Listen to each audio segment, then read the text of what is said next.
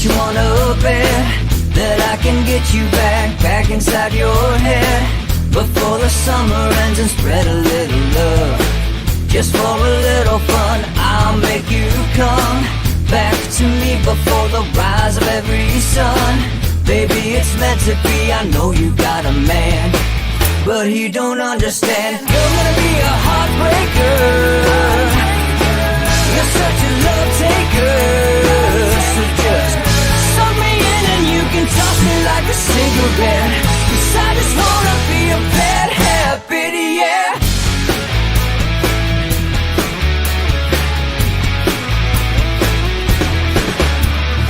Rhythm in our love, it's impressive, excessive. You can't make this stuff up. My chest beats, it's restless, wakes the neighbors up above. Yeah, baby, come and show me love. Baby, come and show me love, because you're gonna be a heartbreaker. You're such a love taker. So just suck me in and you can toss me like a cigarette, 'cause I just wanna be a bad habit, yeah.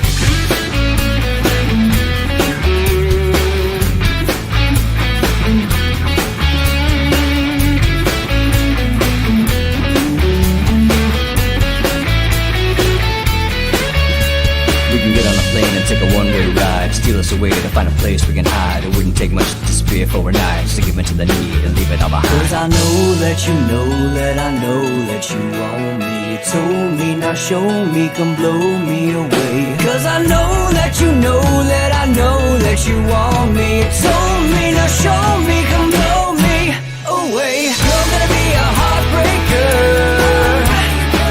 you're such a love taker.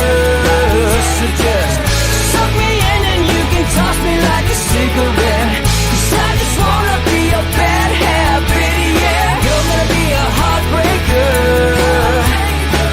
you're such a love taker. So just suck me in and you can Free Will toss and me Friday! like a cigarette, 'cause I just wanna be a bad habit, yeah. Suck me in and you can toss me like a cigarette, 'cause I just wanna be a bad habit, yeah.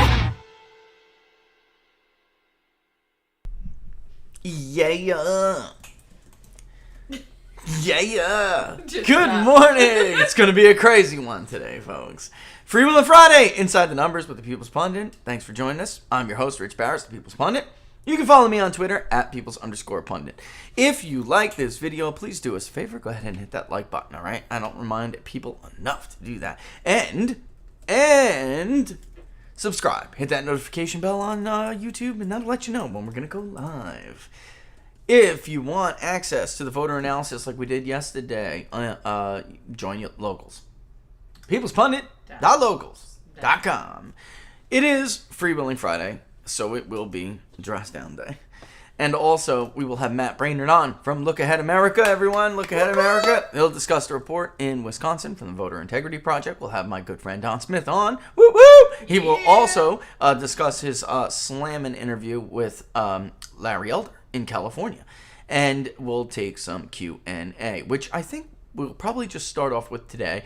Can we hit that thing over there? That's all. The lights. The light. So, had that great sidebar with Viva Frei and Robert Barnes earlier this week, and a lot of people were like, "Hey, why didn't you talk about this? Hey, can you answer that? Hey, what'd you say about this? What was that?" So a couple of things. I thought, maybe we'll just, I will take questions. We'll do that all day today. But basically, not all day for the show. But basically, to answer, it was a tough go. I was not born with a silver spoon in my mouth. To answer the general question, no, definitely was not. I worked my way into this industry, and that's just probably why, like I told the locals community on a live stream yesterday, that's probably why I was able to hear I was able to hear the voices that Donald Trump heard. And in 2016, it probably had a big it's just like the number one thing. How does it impact what I do? I think because of the life I've had, I knew those people weren't lying. I didn't dismiss their grievances. You know what I mean? And I lived in a neighborhood that lost a manufacturing plant, so a couple of them. I lived in a neighborhood where tradesmen were put out of work because of illegal immigration. So it wasn't racist, fringe nonsense to me.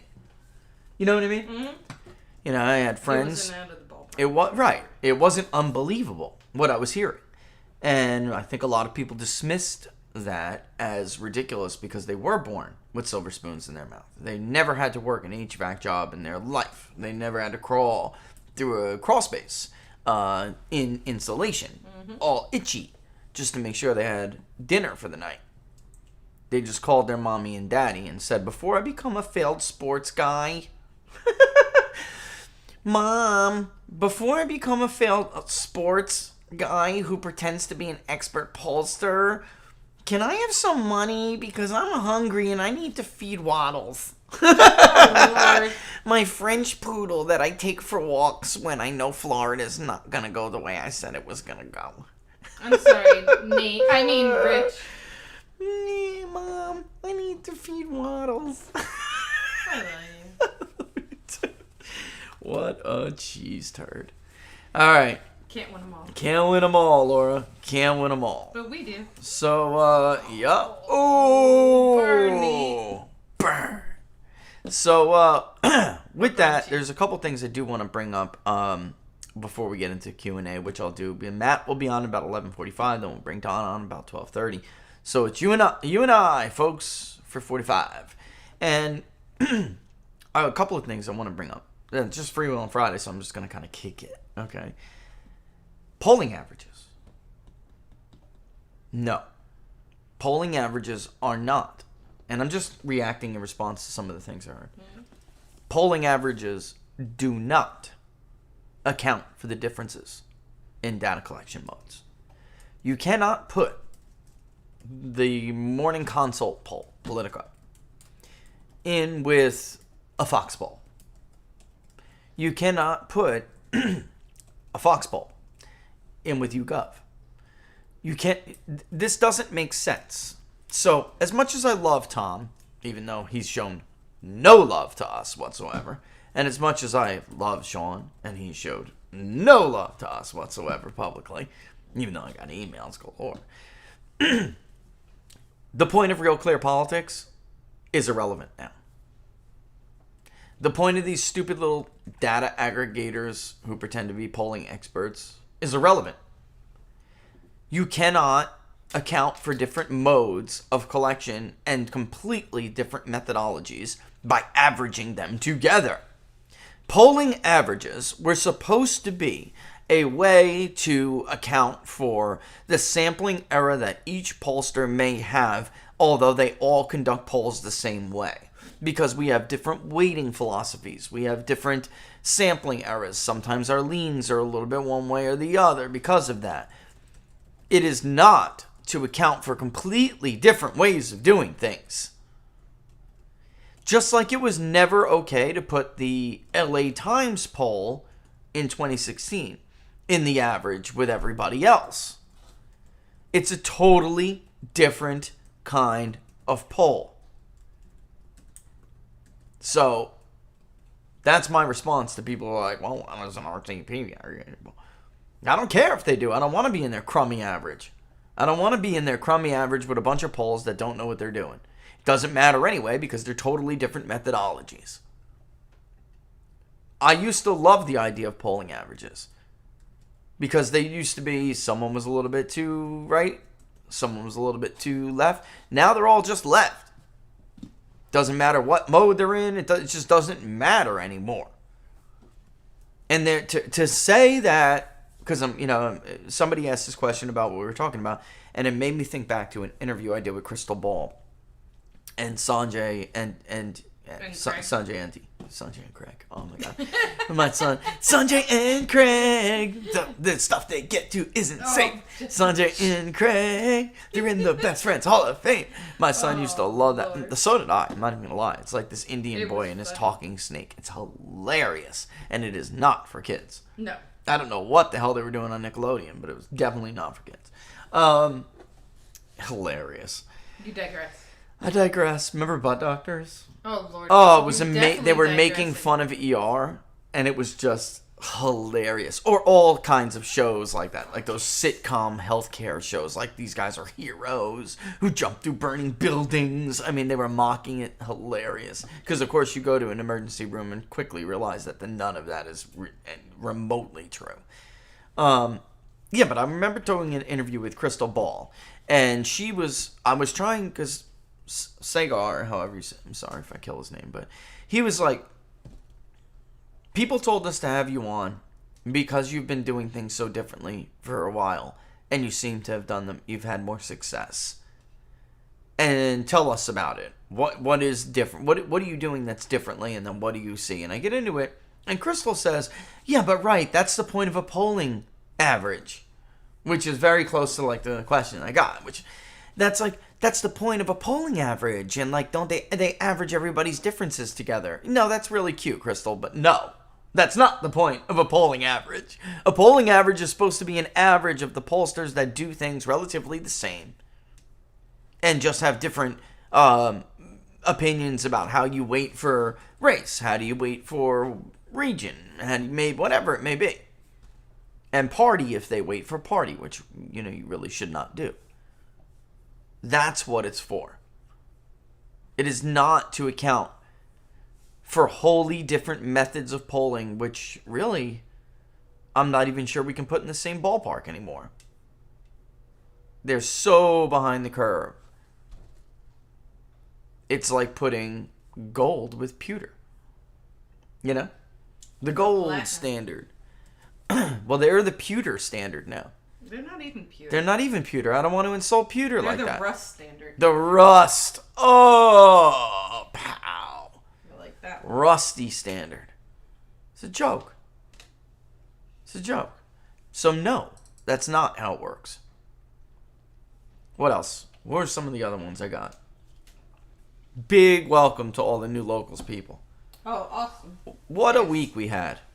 What a week. We're so stoked. Love you guys, man. Totally do.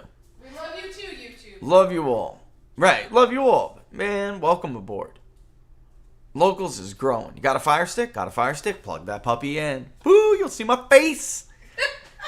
You are so punchy. I'm so I'm so stoked about this. Got a Fire Stick? Bow. People's Pundit community. I have infected Jeff Bezos' network of hive mind thinkers. Coming for you, that, Jeff. don't you? Coming for you, Jeff. Yep. Another thing. I got to be careful about how I do this because I got to tiptoe around this. I don't want to be thrown off of YouTube. Yeah, that. Got some great sources in this whole vaccination game. Obviously. That's how I beat everybody, including the mainstream media, to the punch about when emergency use authorization was going to be applied for, where they were in the stages of vaccination development. And I want to tell you this. If you chose, it's your choice. You have to make a personal decision. It's your body. You have to make a decision about what you want to do. I suppose if I was my father, I probably would have gotten the vaccine too. Everyone's got to make a choice. But as a young, healthy man, I personally thought, I'll wait a little bit because vaccines are not doled out on emergency use authorization. And we've never had a vaccine developed for a coronavirus, and we've never had a vaccine developed this quick. That's it. Simple as can be. Mike Tracy's absolutely right. The Biden administration always had just these misnomers and misconceptions about who did not want to take this vaccine. Mm-hmm. And from the Public Polling Project, by the way, thank you to all the boosts yesterday. Public Polling Project is bigdatapoll.com/Public Polling Project. It's in the link description. I do not push our stuff enough, Laura's right. But bottom line is, Mike Tracy's right. Look at Collier County. Look at Lee County. Look at Monroe County. All of these areas where Donald Trump not only won, he won resoundingly, are some among the highest vaccinated areas in the country. Donald Trump won Florida stronger than Barack Obama 08 won Florida. Marinate on that for a second. Donald Trump won the state of Florida by a larger margin than Barack Obama did when he won 400 plus electoral votes. Eat that for a second. Just marinate on that statistical anomaly alone. Donald Trump also won Juneau County, Wisconsin, with more than 60% of the vote, which no presidential candidate has done, and lost the election in 60 plus years. Whatever. Eat that. I digress again. No, It's not Freewheeling Friday, man. It's Freewheeling Friday. They've always had these misnomers about who did and did not take this vaccine. And that's why they've had a very difficult time convincing the quarter of the population that they should get it. Because they're mocking, as we pointed out repeatedly, the deadliest catch viewer, the NASCAR fan. Very, very silly, stupid, ignorant take on who is and who is not taking the vaccine. And for what reasons. There's this coalition, and it does include highly educated people who are just like, and they're the minority in that group, but I don't like how quick this thing was developed. I'm not sure I trust it. I'm gonna wait a little bit. And then the minorities who are like, why do I feel like the white man's trying to experiment on me? Right? You almost Right? made me choke I know, on she's coffee. trying, but this is true. I'm trying to give people a better idea of the coalition of this is people. what's Right. going on. And then, of course, you have the anti-big pharma, anti-big corporation, right and left combined. And that generally is what makes up the 25% of who won't, elements from each of these groups, of who will not take this vaccine. And the ones that don't like to be genetically altered. Yeah. Well, right. I mean, look, you're in that, I'm going to go ahead and say, I'm in that group. You're in that All right. group of, I'm not going to let the white man genetically alter me. You're in that group. Let's be real. In any event, they've always had this really stupid, inaccurate picture of who these people are. And how can I put this without getting a YouTube flag? There's a lot of stuff that's going out, guys. From NBC News got a leak from somebody who supposedly works in the CDC.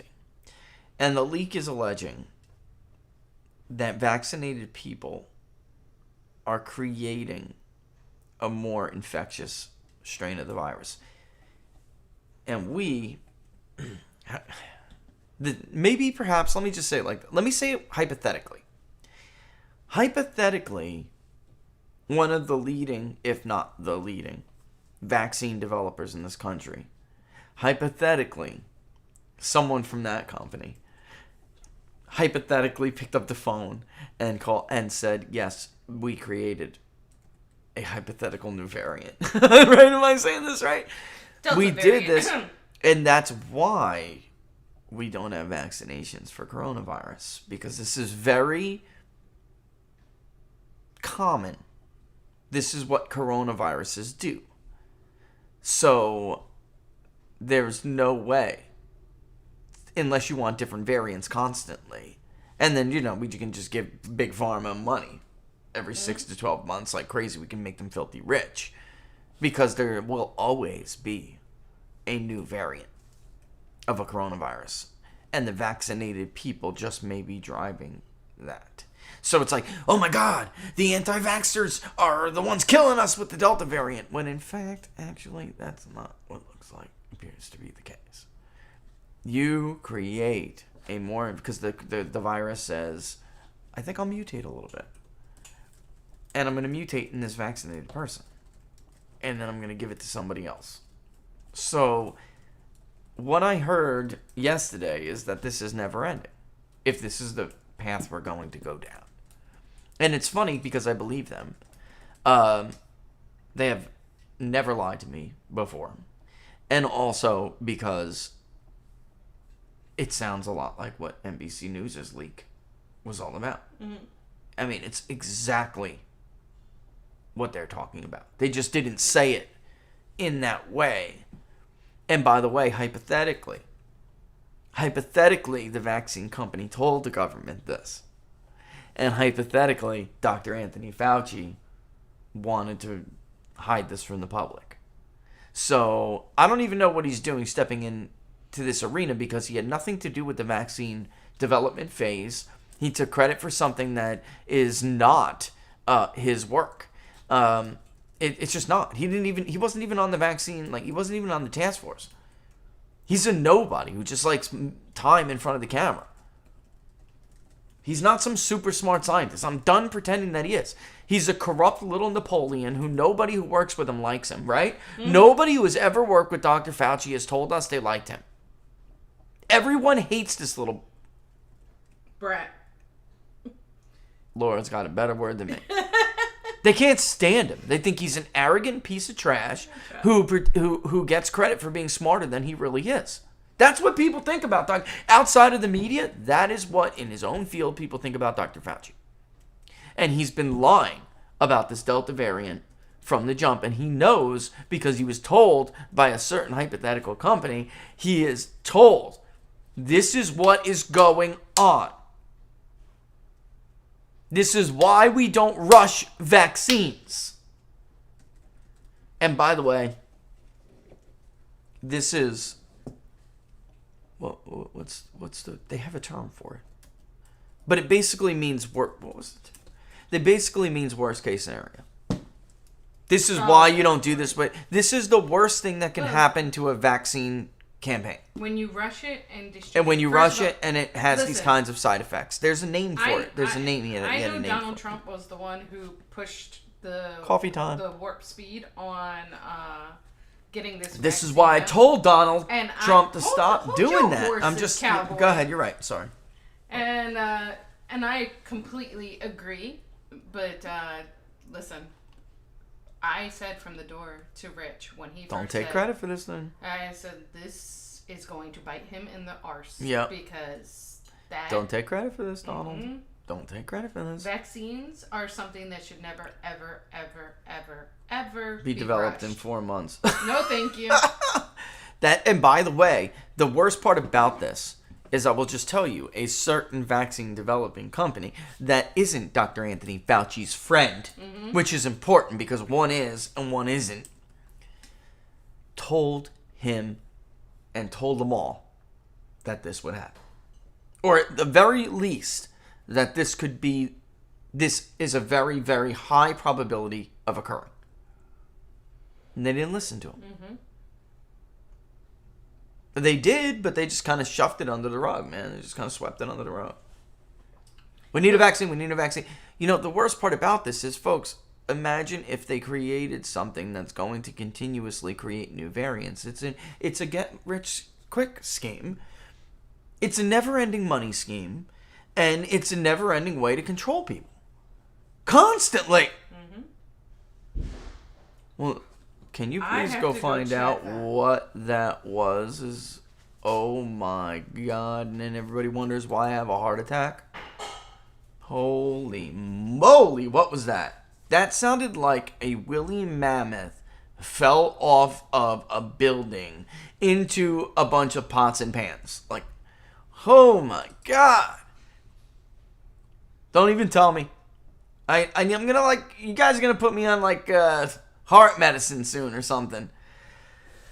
Whew.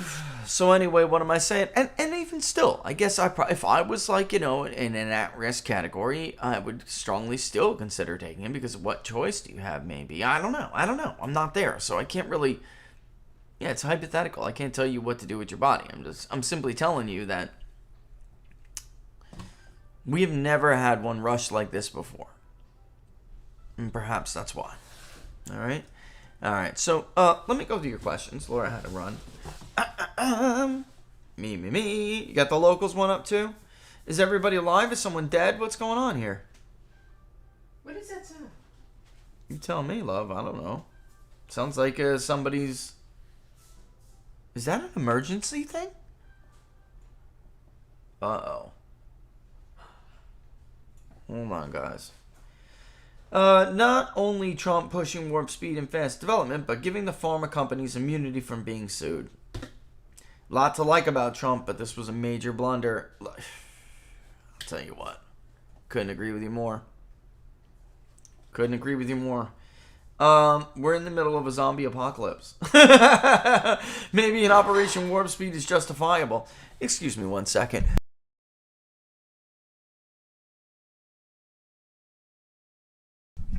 Anyway, maybe it is. Maybe it is. Let's see. They go hand in hand, but you can't rush past safety measures. Yep, and then say, but you can be. Look, I think there's two sides of the coin. So what somebody's saying is also Trump gave him, they have immunity. I'm not sure that was Trump all alone, but I mean, certainly he's the boss at the time. I mean, but there is two sides of that coin, which is you can't rush them and then blame them for when something happens. Mm-hmm. And what I'm saying is here, the story I was told last night is that they did warn them. So this is really on the damn government. If this happens, if what they're thinking is happening does happen, this is the government's fault. Because these people did their due diligence. They tried to warn everyone, and they didn't listen. And they were silenced. They were, and sadly, a lot of them were muted. Yes, 1 second, folks.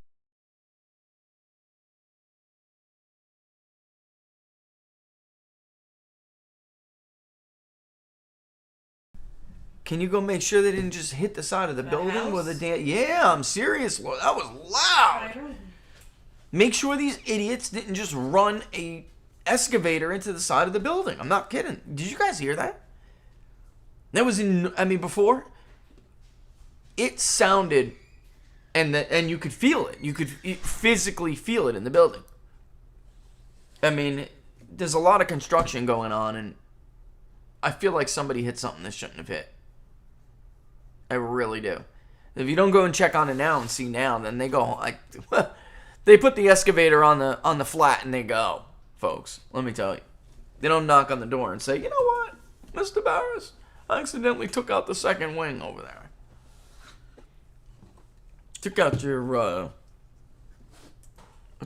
mother-in-law's bedroom or something. They don't do that. All right. So moving on here. Let's look at some more. Poor Laura. You did hear it. I mean, you guys all heard it. I mean, I see it in the comments. It was loud. And you could feel it. Where I'm sitting, you could feel it. They all heard it, Laura. They all heard it. So, I mean, I felt it and heard it. It was crazy. Rich, seems like the foundation is laid to blame Trump for the vaccines. This is what helps cover up Biden and Fauci cover-ups. Absolutely. They wanted credit until there wasn't any credit. Then they could sink Trump in 2024 more than anything else and trying to do it to him. Yeah, I mean, this is what Laura and I have been trying to say for a while. Don't take credit for something that has such a big risk to it. And then when something horrible does go wrong with it, they're going to take credit for 2-3 years. And then when Trump goes to run again, when there are problems, they're going to say, you know what, this was Donald Trump's fault. Believe me. Will be the Donald Trump variant. Yeah, and the Trump variant. Mm-hmm. And the crooked, disgusting, lying, filthy, propagandist corporate media will help them do it. All right, so... Okay, go ahead. I wanted to ask about the mandate. We are going to take an early break because Matt's coming on yes. during the break time. So we're going to move it around. All right. So I wanted to ask about the mandate for federal workers. As someone who works in the library, is that official or just words? They work in the library where? For a state or? I'm assuming. You mean the Library of Congress? You said federal government, didn't you? Did you say federal? Federal workers as someone who works in the library. You work in the Library of Congress? That's the coolest thing in the world. Do you really? Get it? Man. We coming to visit you.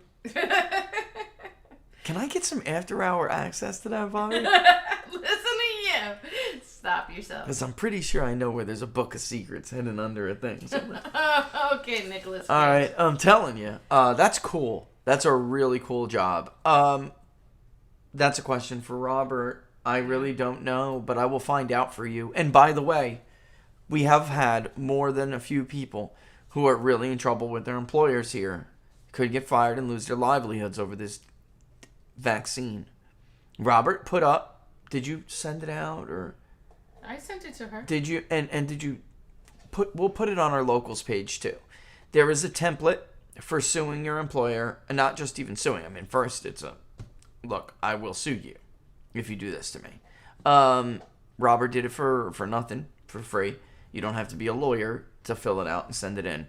So I just wanted everybody to know that. We do hear all of your comments. And if you are objecting, it's not just a vaccine or anything else. We do our best to hear people who are like in real trouble here, and try to respond and give you guys answers.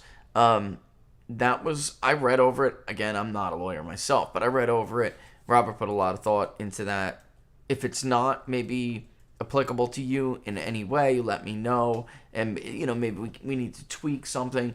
But we'll always try to answer that. See, I don't like what's going on. I'm seeing they're making us wear red lanyards if we're vaccinated. Yeah, this is not cool. This is like a segregation. This is not cool, man. This is not cool. This is it's your passport. So they couldn't get vaccine passports because they knew they'd get crushed at the ballot box. So instead, they're just going to do stuff like this. Can we read that thing? Oh, I won't. Don't say the name.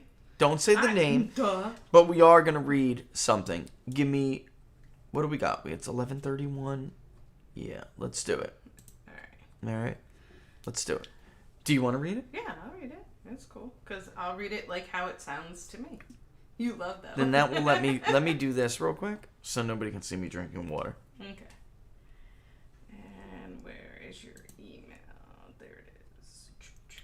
Just don't say the names, redact the names, Obviously. because I don't know if I don't want any retaliation against somebody, and then also, I got you, Haas. I got you. it's not just employers. We're gonna read you something from a university right now. A student who Okay. received an email, and it says in the subject line, mind you, submit your vaccination information and win prizes. Holy hell! Right? So, here you go. This is how it starts, as like it's an ad. Are you enrolled in fall courses? Are you fully vaccinated or considering becoming vaccinated? You could win, I don't want to say the name of the school. Yeah, don't say it. Bucks. Or a green parking pass through Student Vaccination Incentive Program. say the name of the school. That's all right. You sure? Yeah. Alright. SIUE students enrolled in fall 2021 courses who upload documentation will be eligible to have the early bird vaccination incentive drawing. Students who have provided proof of vaccination by Friday, August 6th will be entered to win a green parking pass awarded to 75 students. Then you have the option of first day vaccination incentive drawing. Students who have provided proof by Monday, August 23rd are eligible to win $100 in Cougar Bucks, awarded to only 25 students. Oh my god. Yeah, we're getting there. And Citizens! 8-week vaccination incentive drawing. Students who have provided proof of vaccination by Monday, October 11th are eligible to win $100 in Cougar Bucks for 25 students. And we not only have that, we have student group vaccine incentive. We have music. We should get some music. We should get it's like a game show. The first 100 registered student organizations in good standing, athletic teams, and club sports that reach a 65% vaccination rate of their enrolled SIUE student members during the fall semester will be eligible to receive $500 for their student group deposited into their university account. Citizens! Submit your vaccination information today. Be a good citizen! Be a good student! And use this QR code. Oh my god. Yeah, that part. And not to mention... Well, what do you expect when you have the president trying to give people $100 to go get vaccinated? Well, also not to mention that they are... It's tone from the top, that are not vaccinated. There's obviously a database, and they have to get tested weekly. Every week. Get tested. I am so glad that I am done with college. Oh, which brings me to another one. I did finish political science for those question people. I also did an international relations program down the line. I just look, for people who were asking that. When I got out, it's different for everybody else. I had my GI Bill. And you could trade in your GI Bill for something called Chapter 31, which I didn't know about until I went to Florida, which was awesome. Florida was incredible. And basically, I had enough money that I put away from the Army where I could just sit and just go to school. So that was what I did. So people are like, well, what exactly? If you want to get into politics, don't take. I did political science just to finish it. But you better take statistics or something. It depends if you want to do what I want to do. I mean, I get these questions all the time. If you want to do what I do, you need math. I mean, it's just that simple. But I wanted to do it anyway because I really did like the topic. I'm not sure political science is applicable to anything in this industry, honestly. Unless you want to be like a legislative assistant or something, maybe you want to go work for a congressman or something. It really depends what you want to do, guys. Because we get these questions from students all the time. Got a ton of them after the Viva sidebar. It depends what you want to do. If you want to do what I'm doing, then honestly, it's not that relevant, And I also studied Chinese stuff. Mm-hmm. Business, negotiations, language and culture, because I just saw the rise of China and I thought it would be relevant to what was coming. And you foresaw that. Foresaw. Mm-hmm. Yeah. All right, so I got a few questions. All right. Yeah, just 1 second. I'm not asking that. Yeah, I just wanted to All right, Jury Spider, People's Pundit. With PA Governor Wolf killing the recent election integrity bill, it's looking like these efforts in key swing states will fall if the GOP doesn't retake governorships. Are there any notable candidates running for governor, state of secretary, etc. in Michigan, Wisconsin, and Pennsylvania? Yeah, so there is a candidate in Wisconsin. I'm just going to start with Wisconsin because Don and I addressed this, and then the last Q&A Don and I did talking about how there wasn't really a bench in some of these states. I got a call from people, and they were like, listen, Clayfish is running in Wisconsin, and, that's going to happen. So if that's true, that's Walker's lieutenant governor. And let me just say this. She'd be a very effective candidate. Okay. And maybe she filed already at this point. I didn't look, but since that time. But she's an attractive woman.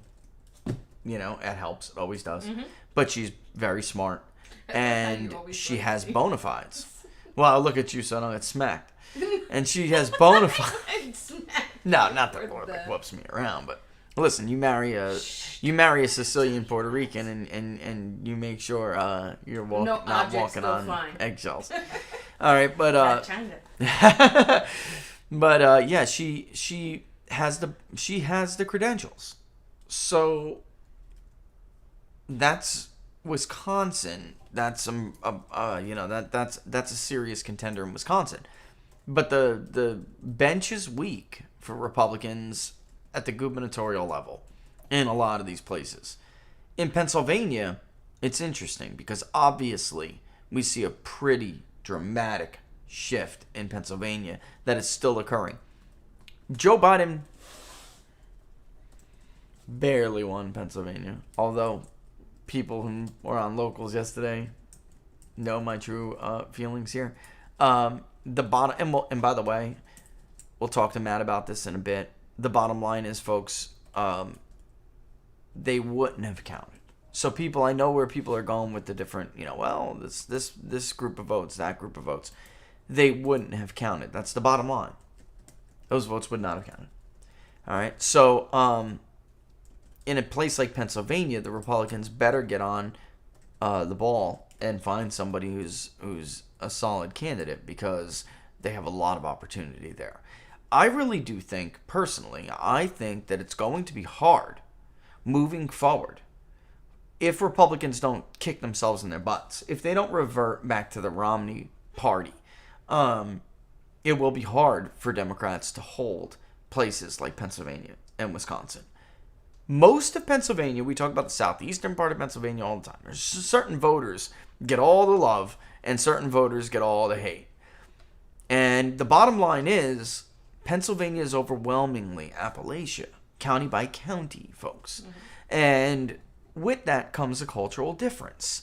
And I'm telling you, if Republicans stay the course that Donald Trump set out for them, Pennsylvania will be a Republican state. That's going to happen. Why? Because that shift that Democrats are getting of the professional class, they're not growing. There's really no growth among this group. Certain areas, metro areas, are growing. Not in Pennsylvania. Not in Wisconsin. Not in Michigan.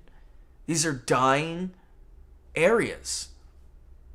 The only places that are growing are among working class people who are overrepresented in the electoral college. So I don't want people to look at 2020 and think, I said this the other day, I'm going to say it again. 2020 is probably going to be the outlier. It's probably going to be the election where you say, well, how did this happen?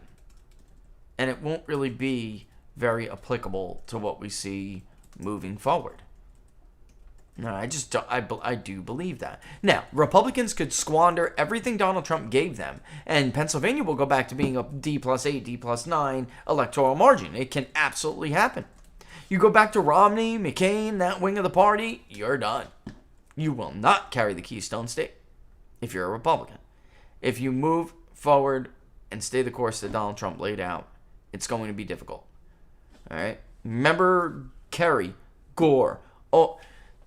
The areas of Pennsylvania where Donald Trump was the strongest was Kerry country. Southwestern Pennsylvania was a battleground area. Now it is overwhelmingly 60-plus margins. For 60-plus levels of support. All right. I can see Matt's in the queue. We're going to bring him on right after the break. I'm going to take an early break, all right? And we'll talk about Wisconsin with Matt Braynard from Look Ahead America. Stay focused. Stay tuned.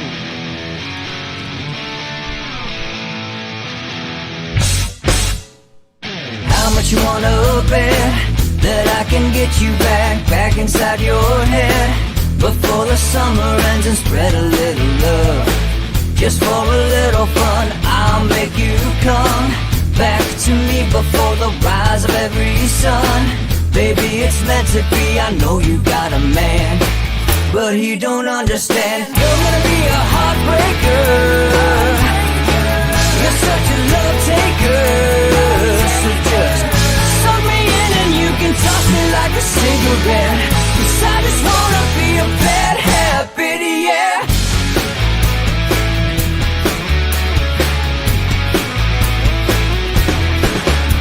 There's rhythm in our love, it's impressive, excessive. Can't make this stuff up. My chest beats, it's restless, wakes the neighbors up above. Yeah, baby, come and show me love. Baby, come and show me love. Because you're gonna be a heartbreaker. You're such a love taker. So just suck me in and you can toss me like a cigarette.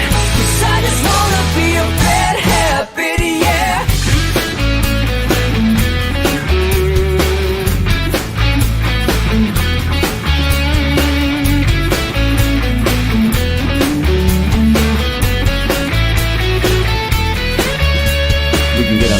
Take a one-way ride, steal us away to find a place we can hide. It wouldn't take much to spear for knives to give in to the need and leave it all behind. 'Cause I know that you know that I know that you want me. You told me, now show me, come blow me away. 'Cause I know that you know that I know that you want me. You told me, now show me, come blow me away. You're gonna be a heartbreaker. You're such a love taker.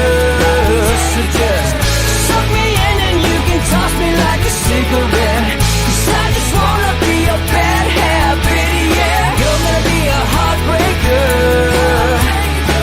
You're such a love taker. So just suck me in and you can toss me like a cigarette. 'Cause I just wanna be a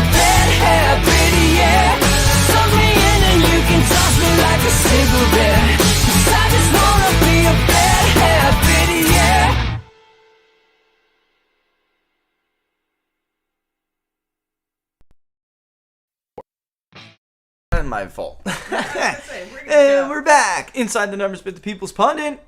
I'm your host, Rich Barris, People's Pundit. You guys can follow me on Twitter at Peoples_Pundit. I don't know if I disconnected him or he disconnected. No, he's there. All right, we have Matt on. Matt Braynard from Look Ahead America, folks. We're going to bring him on in a second here. Again, you guys like the videos, go ahead and hit the like button. Those are always very helpful. Subscribe and hit that notification bell. That will let you know when we're going to go live. All right? And what else? What else am I missing here? And if you want to be a part of the discussion, the revolution in data journalism, peoplespundit.locals.com. All right, everybody, welcome to the show. Matt Braynard again, returning. Look Ahead America. Matt, thanks for joining us, buddy. How you doing? I'm doing well. I'm glad to be here. Thanks for having me back. I figured, Matt, why don't you go ahead and give us a synopsis of the report and tell us what you found, and then I have some questions, that we'll go over. But let's start there. What did it was the Voter Integrity Project, just so people know, so when they're reading the report, and now it's under the purview of Look Ahead America, correct? So Right. what did you guys find? So at the beginning of the year, we were running the Voter Integrity Project, and we invested a lot of money and a lot of time doing cursory research into 6 different states, among them Wisconsin. And what we've done in the meantime is gone back and supplemented that research to fortify it, to make it more reliable. And in our original search, we identified 160,000 voters in Wisconsin who used the indefinitely confined excuse to cast a ballot. And what's unique about this is 2 things. First of all, historically, only a few hundred people have ever cast a ballot, in a typical election in Wisconsin using indefinitely confined status. So to go from a few hundred, maybe 1,000 or so, up to 160,000 was unprecedented. But the other thing that's noteworthy about this is it's the only way you can vote in Wisconsin without ID. So while Right. a ballot may have been cast in somebody's name without using ID, we lack certainty as to whether or not that was the person who actually cast the ballot. So that, along with some other illegal ballots that we identified in Wisconsin, people who were casting ballots from illegally registered addresses, people who had ballots cast in their name despite not living in the state or not living in the state for a very long time or being registered to vote in another state. That, along with the indefinitely confined status, we identified, I think at a minimum, 160,000 illegal ballots in the state. And this is a state that was decided by 20,000 votes. So this is a 8 times greater number of illegal ballots in the margin of victory. And it's our hope, I don't know if you've read the report, maybe you have, but we go into quite a bit of detail at how we arrived at these numbers, the level of rigor. We go in quite a lot of detail in the rigor that we went through. And right now, our activists in the state of Wisconsin are sharing this report with their state legislators. And our hope is that this will encourage them to take a good look back at the 2020 general election, to bring to bear government resources to investigate this, which we don't have as a relatively small nonprofit, and also a lot of tools that they have that we don't have. Right. But to also look at reforms that will prevent these kind of problems from occurring in the future. Yeah, I did read it. I went over it pretty much with a fine-tooth comb, and I gotta say, I have to be honest. I think you were conservative with some of these estimates. I think you were careful with them.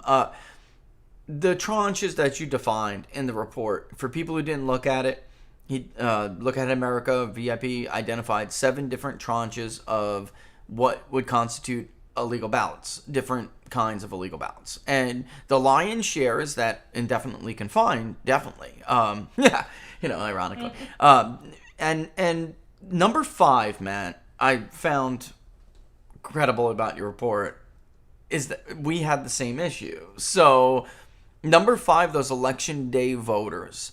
What happened in Wisconsin for you? I'm just assuming, and I want you to answer whether or not I'm right here, but you really just didn't get that information, correct? So the state officials themselves would not provide the records for those in-person election day voters, so you really couldn't cross them with any other databases, such as the change of address.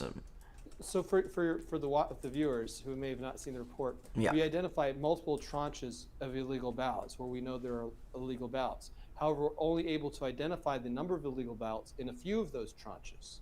So But there's some categories where we know there are likely illegal Yeah. ballots, but we weren't at the time able to get that data and run the analysis. Now, in theory, if we had the budget, we could probably now get the voters who cast those ballots on election day. But in the compressed timeline, when we were working on voter integrity project, at basically the last couple of weeks of 2020 and the beginning of January of this year, in order to get these things prepared for court filings or for legislative hearings, that data just simply was not available from Wisconsin. It wasn't really available for many of the states. While we were able to get early and absentee ballot voter lists, we weren't able to get lists of people who voted on election day. Now, the issue with we did miss some votes in those categories because we didn't have the data, but I expect those numbers would be, some of them would be potentially small, because if you're actually in the state voting in person on that day, the odds are you're not a resident of another state, not entitled to vote in that state. Right. However, there are other details that we probably could have identified about those people that would have made the report robust. So yeah, we have tranches where we didn't have any data, but we know they're out there and we know there are likely problems with them. Yeah, now probably you could go back and do it. We're beyond that now. We had that problem in Georgia. We just couldn't get the election day. We just couldn't get the rolls for election day. And we had a list of people that, like I'm sure you did too, that maybe suspect. They were on the rolls, they have a change of address flag, whatever. I'm just being, or address. We were pretty aggressive with the runoff. In fact, we actually had activists in the state filing thousands of objections to early and absentee ballots in the runoff on the basis of those people not having residency. And unfortunately, we thought we had legal support, but it turns out we did not. So many of those are almost all rejected, and we did not have the resources to litigate that. Hopefully, in the future, we will have those resources and have a legal team in place to handle that. But unfortunately, we did not. But yeah, we didn't just identify them. We produced objection letters delivered by residents of those counties to those clerks, and they just basically threw them in the trash. We didn't have the legal firepower at the time to do anything about it. Yeah, I mean, I don't. People are telling me audio's a little bit low. Are you far away from your mic or anything, or no? No, this is my mic right here. Yeah, I can hear you just fine. I'll double check. No, you don't have to do that, Matt. You didn't have to get him. Sometimes people just can't hear. I mean, I hear you perfectly. Well, you guys on your side, don't you adjust the levels? You can bring. Yeah, I did. I cranked you up. Okay, I can speak. I moved the mic closer, so. Yeah, I think you're fine. I can. I can hear you just fine. You try to please the viewer. We've had so many audio issues. Hopefully we'll do the show one day without having an issue. Yeah, I can hear you I can hear you perfectly, and what gets fed back to me is what is the output. So I mean, I think some people just have audio. You ever listen to Scott Adams? Sometimes, man, he flips out when people say there's audio issues. He's so funny because I think sometimes people just don't understand how it's their device. But in any event, what I basically, this is the number one question. So people will say, okay, Matt, they claimed indefinitely confined status, like that one gentleman's wife, but they would have voted anyway. What do you say to critics like that? Well, there are two answers to those critics. Number one is that there was a precedent set.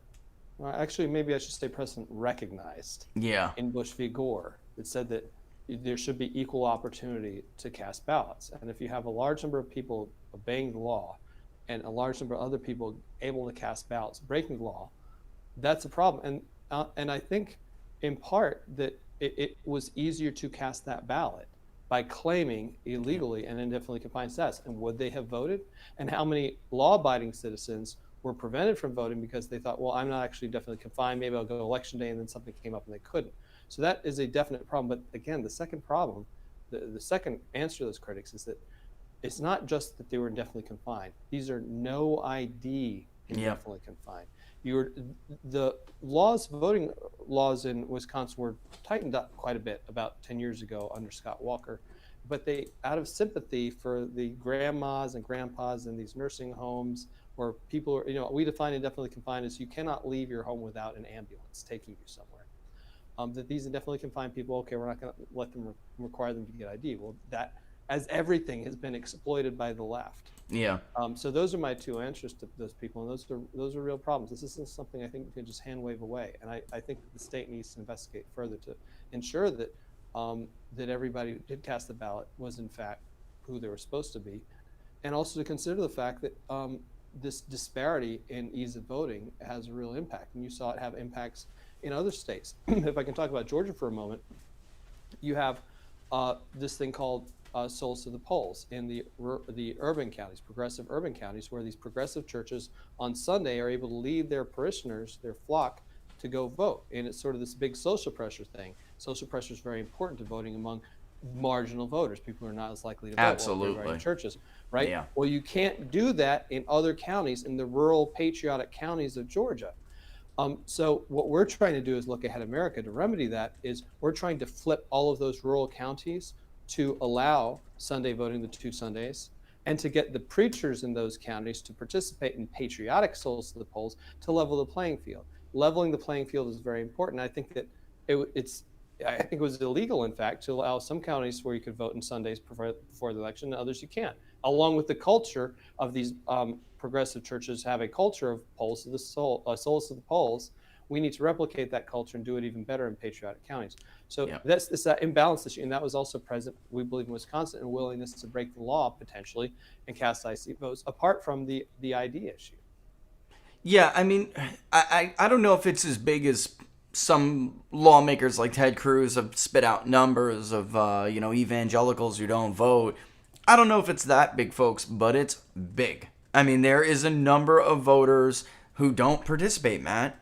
And if they did have this culture in their church in these areas, it could be. We have tried, actually. We have actually taken an active look and attempted to put a number on the national number. How many evangelicals or other Protestant, other Christians don't vote because some of them just don't care. Some of them are not active. There are some sects where actually they just don't. It's just part of their beliefs, But if it was equitable, I guess if it was equal, where I don't know what it is, but some of these other preachers, some of these other reverends, pastors, they don't feel comfortable getting involved in politics, Matt. They feel like there's a different standard for them.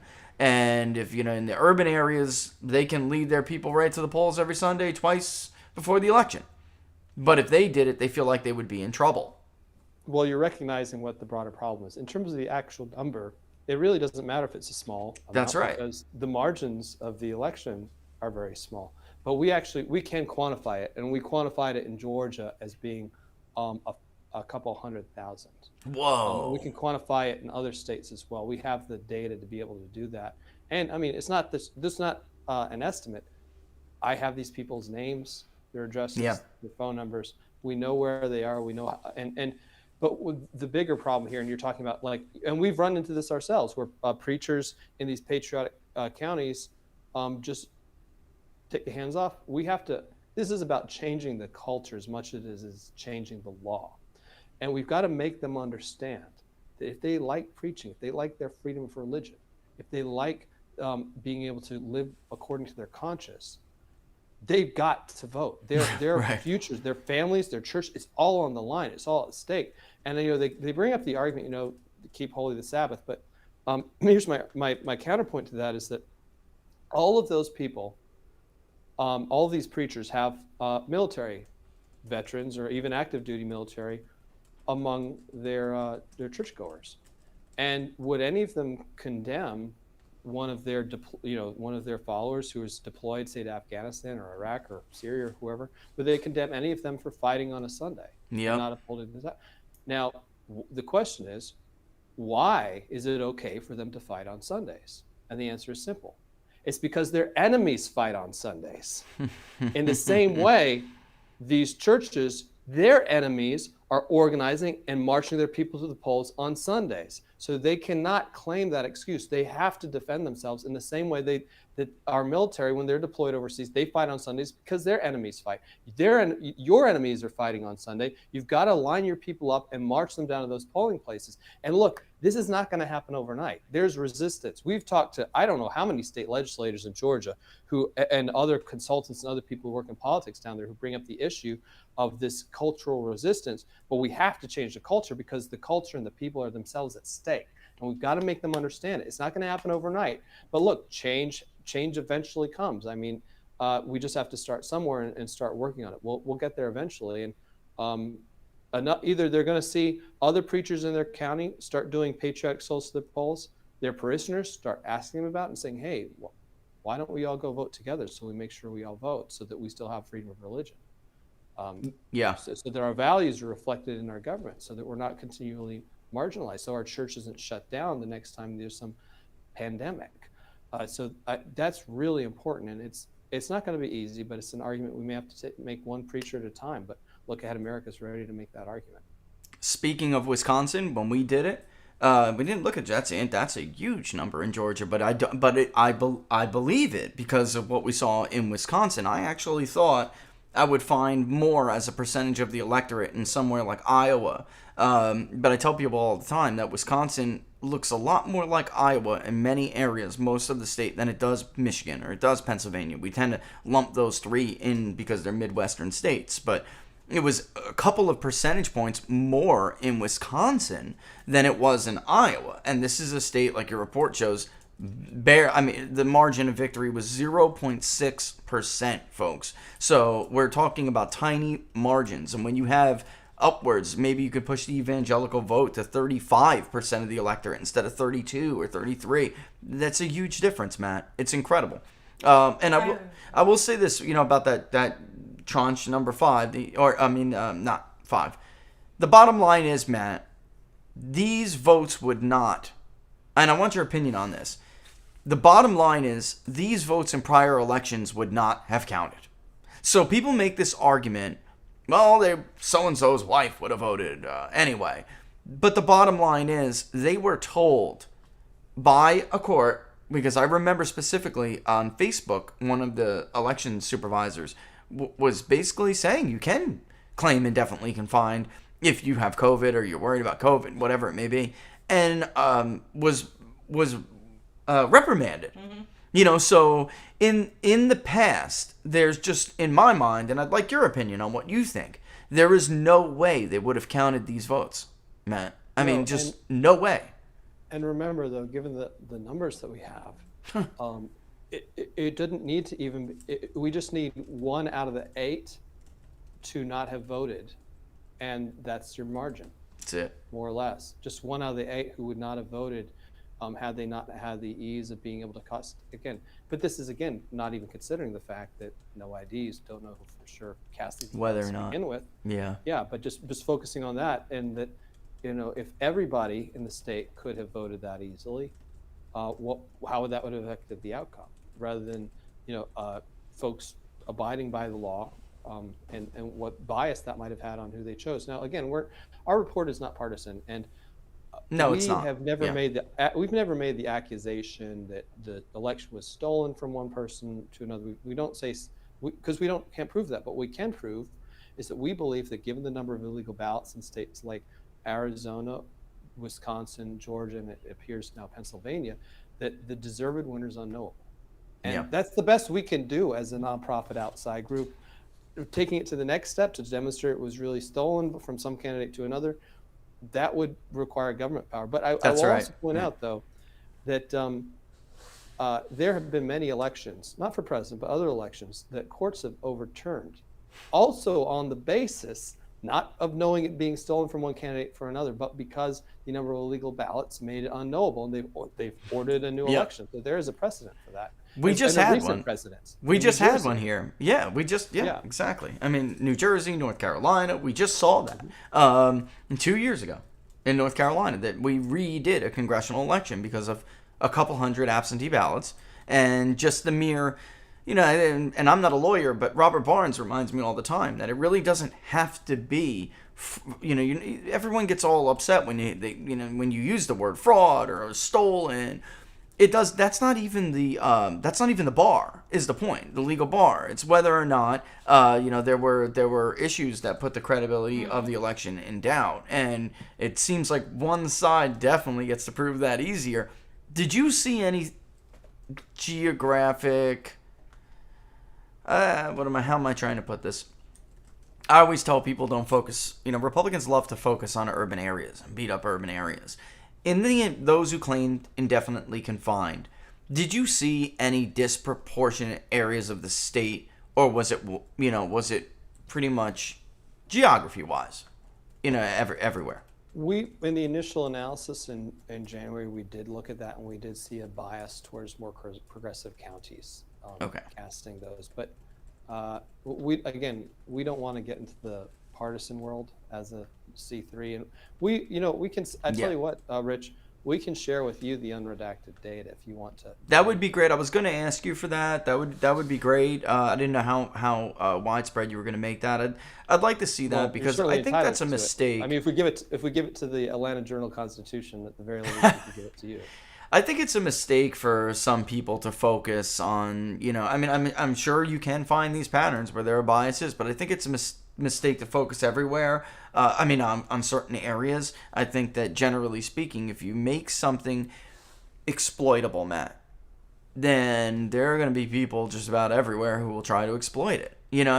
That's why we have laws in this country. It's John Adams 101. There's a reason we have laws, because if we don't, people will attempt to take advantage. That's sadly, part of human nature. And I just don't understand how some people. I know they get it, man. I do. I know they get it. So what are we at here? How much time? Yeah, that's some time. Actually, no. I do have an announcement though. Yeah. Go have a ahead. question for him. Go ahead. You do remember the last time I was on, I was teasing an announcement that would come this week. Do you remember that? I do.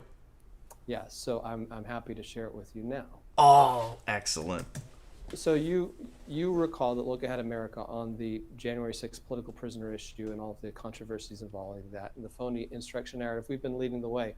We sent a letter in January to DOJ and FBI, and we're sort of performing as this icebreaker. I see Look Ahead America as an icebreaker on this issue, in that we're breaking the ice like those old Russian icebreaker ships so that the larger ships could come in behind.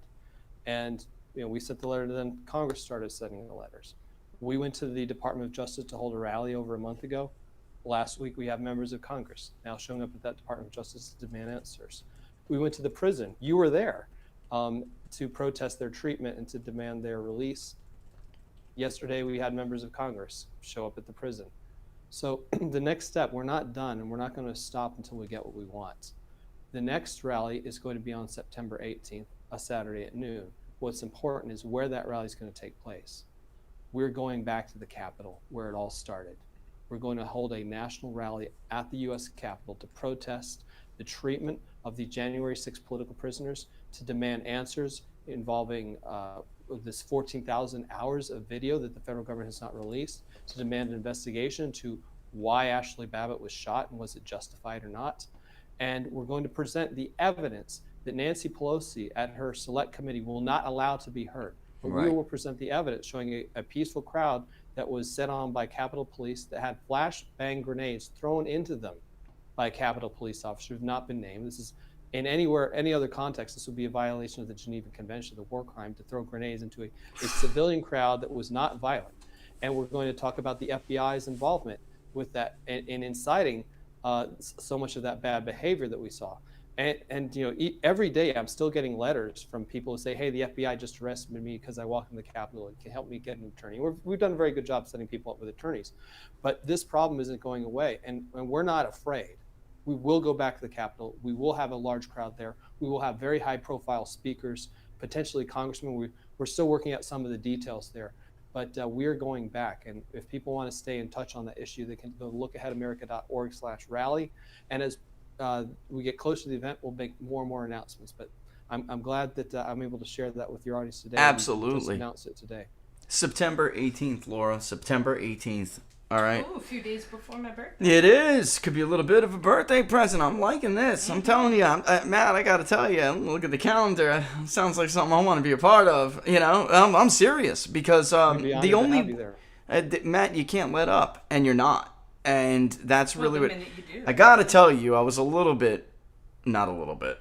I was a lot of bit disappointed in that letter that you tweeted from Tom Tillis, even called the office. And what I wanted to know is if he was personally aware of the amount of lies that are in that letter. he was still pushing the fake Washington Post story, which they even now have corrected. Nobody was killed, Matt, in the line of duty on January 6th. I mean, this is just crazy. Is that the bulk of the responses that you're seeing? I mean, people send you stuff all the time. Is that the bulk? Does it mirror what Tom Tillis sent to that constituent? So far, that's what we've seen in terms of responses, outside of the handful of those members who've sort of taken it seriously. And what's interesting to me is that among the five or so who went to the Department of Justice, went to the prison, 3 of them actually are friends of LAA. They've done events with us.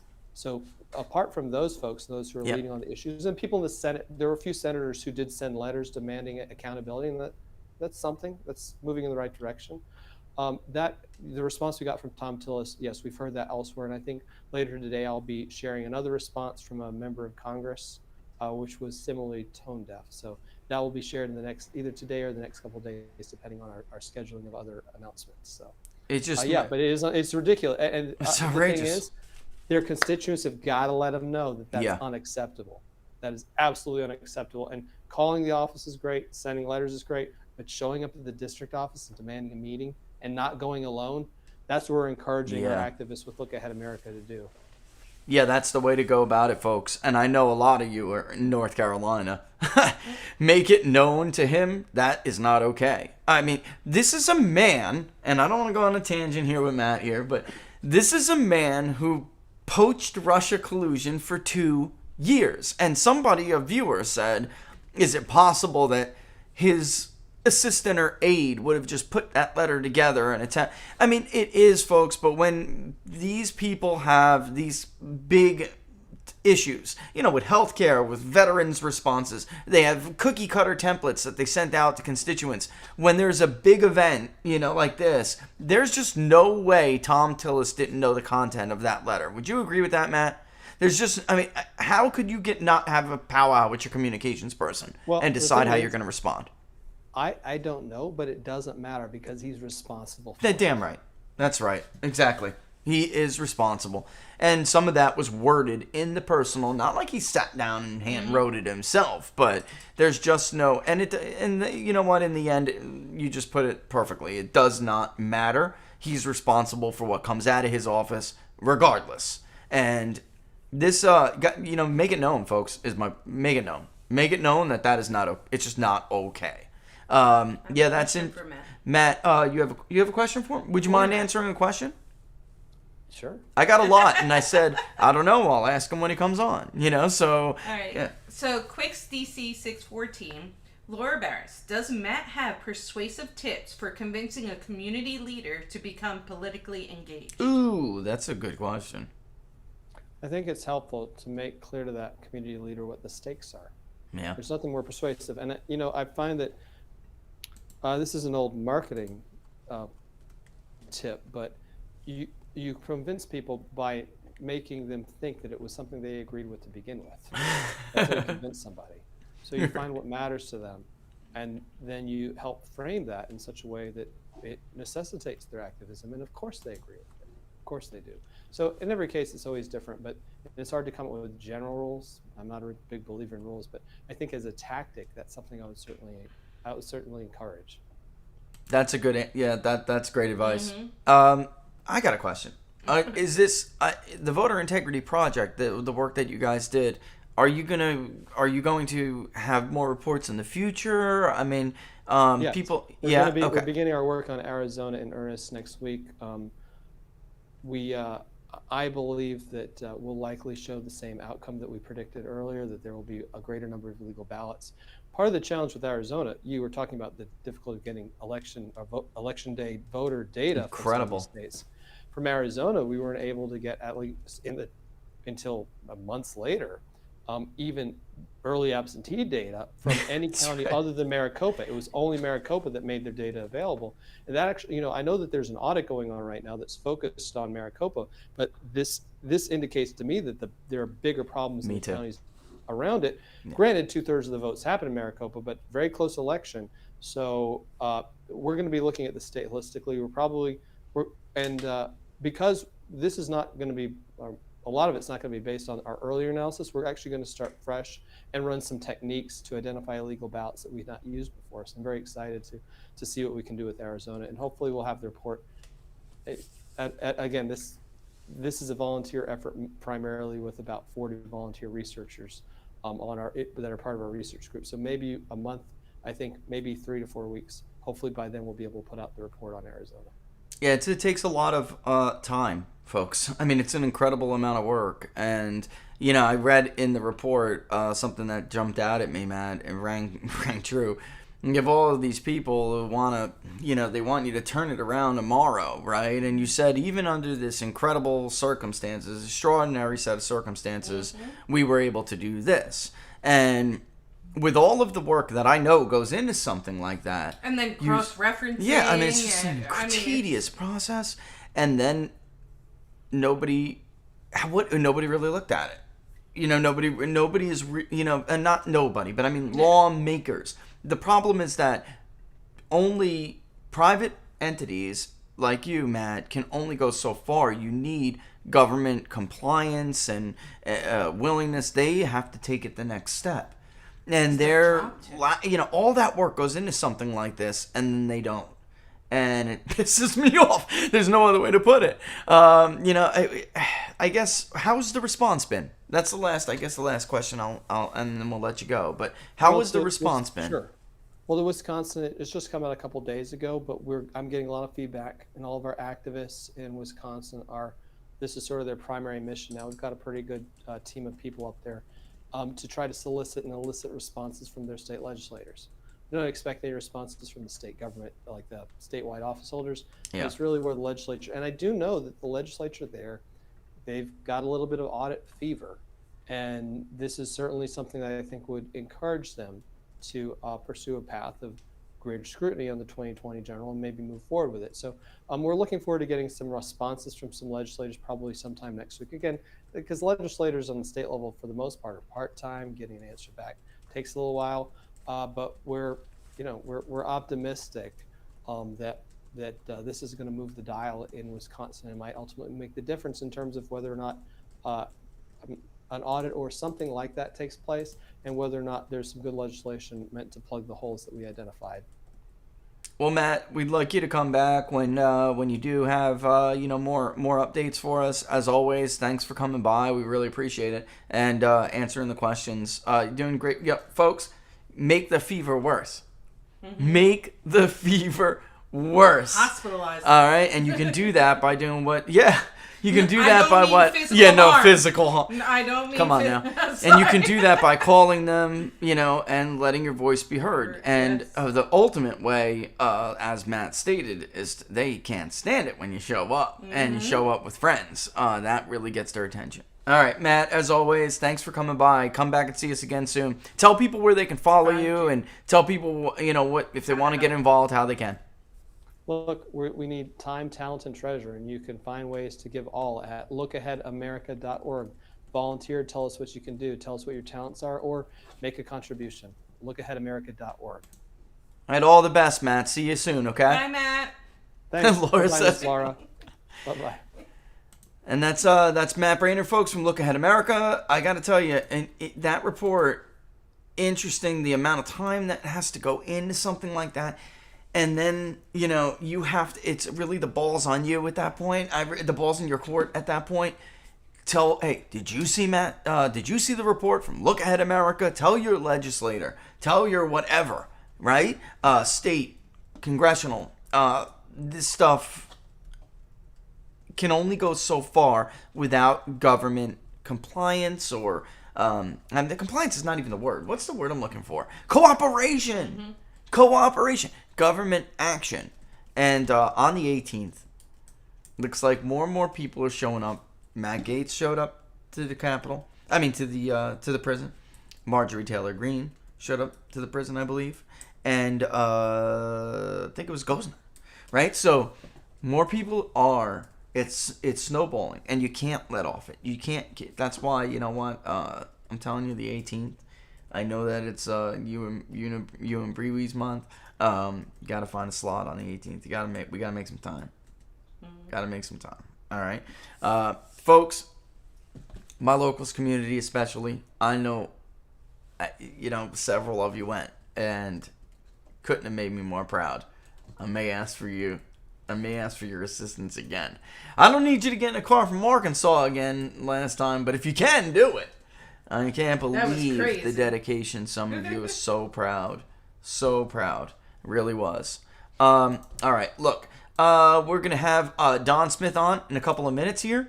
And we'll do some Q&As. We'll also hear about Don's interview with Larry Elder, which was very interesting. And I would like for him to, go into that. If you did not see the conversation yesterday, check it out on Thursday. It's Thursdays, every Thursday. You had a good one yesterday. And then, of course, I'll be on the Don Smith Show tomorrow at noon Eastern Standard Time. All right, so we won't want to miss that. And hell, Don, I don't know if he's listening, but I gave him a later slot. I didn't, why? Because I gave him a later slot because I was making that 2.5 minute break. Mm-hmm. And I did that early because I just, in my mind, I don't know why I thought Matt was coming on a little earlier. So, yeah. Because you kept saying 11:30 and I kept telling you and no. Laura was like, no, 11:45. I don't know. My brain sometimes just sets on stuff and that's it. It's stubborn. But eventually, listen, I'm telling you, eventually, Matt presses this, you help him press it. Eventually, it's going to get to somebody's ear. Mm-hmm. And then somebody, it will catch fire. And then somebody's going to make a statement. I'm telling you, but you got to push it. You got to push it. He's not going to come out of nowhere and fight for it. You have to. It's not just him. It's all of them. I mean, I don't know how any congressman or senator can be as dumb as Tom Tillis and believe what's in that letter. If you're that easily duped, and I don't mean to call names, I'm a name caller when I really got, when it's deserved. When you're feisty. When it's deserved. You were duped by Russia collusion for 2 years. Do you like making a fool of yourself? They do. Do you enjoy looking like They enjoy that? The money. Yeah, that's right. That's what it's all about. The money, the power, the influence. Money. Big pharma. Yep. Scott, you should draw a cartoon of Big Pharma toting Tom Tillis on its back.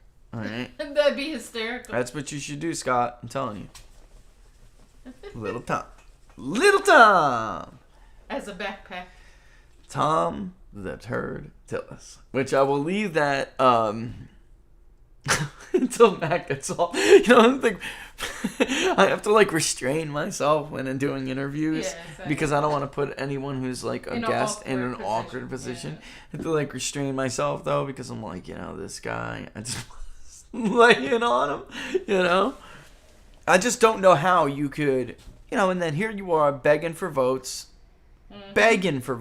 Everybody believed he was done. And without Donald Trump on the ballot, he probably would have been done. And people say, well, didn't he win North Carolina by a larger margin, actually? A slightly larger margin, but he would have David Perdued. He would have Perdued himself. Mm-hmm. All right?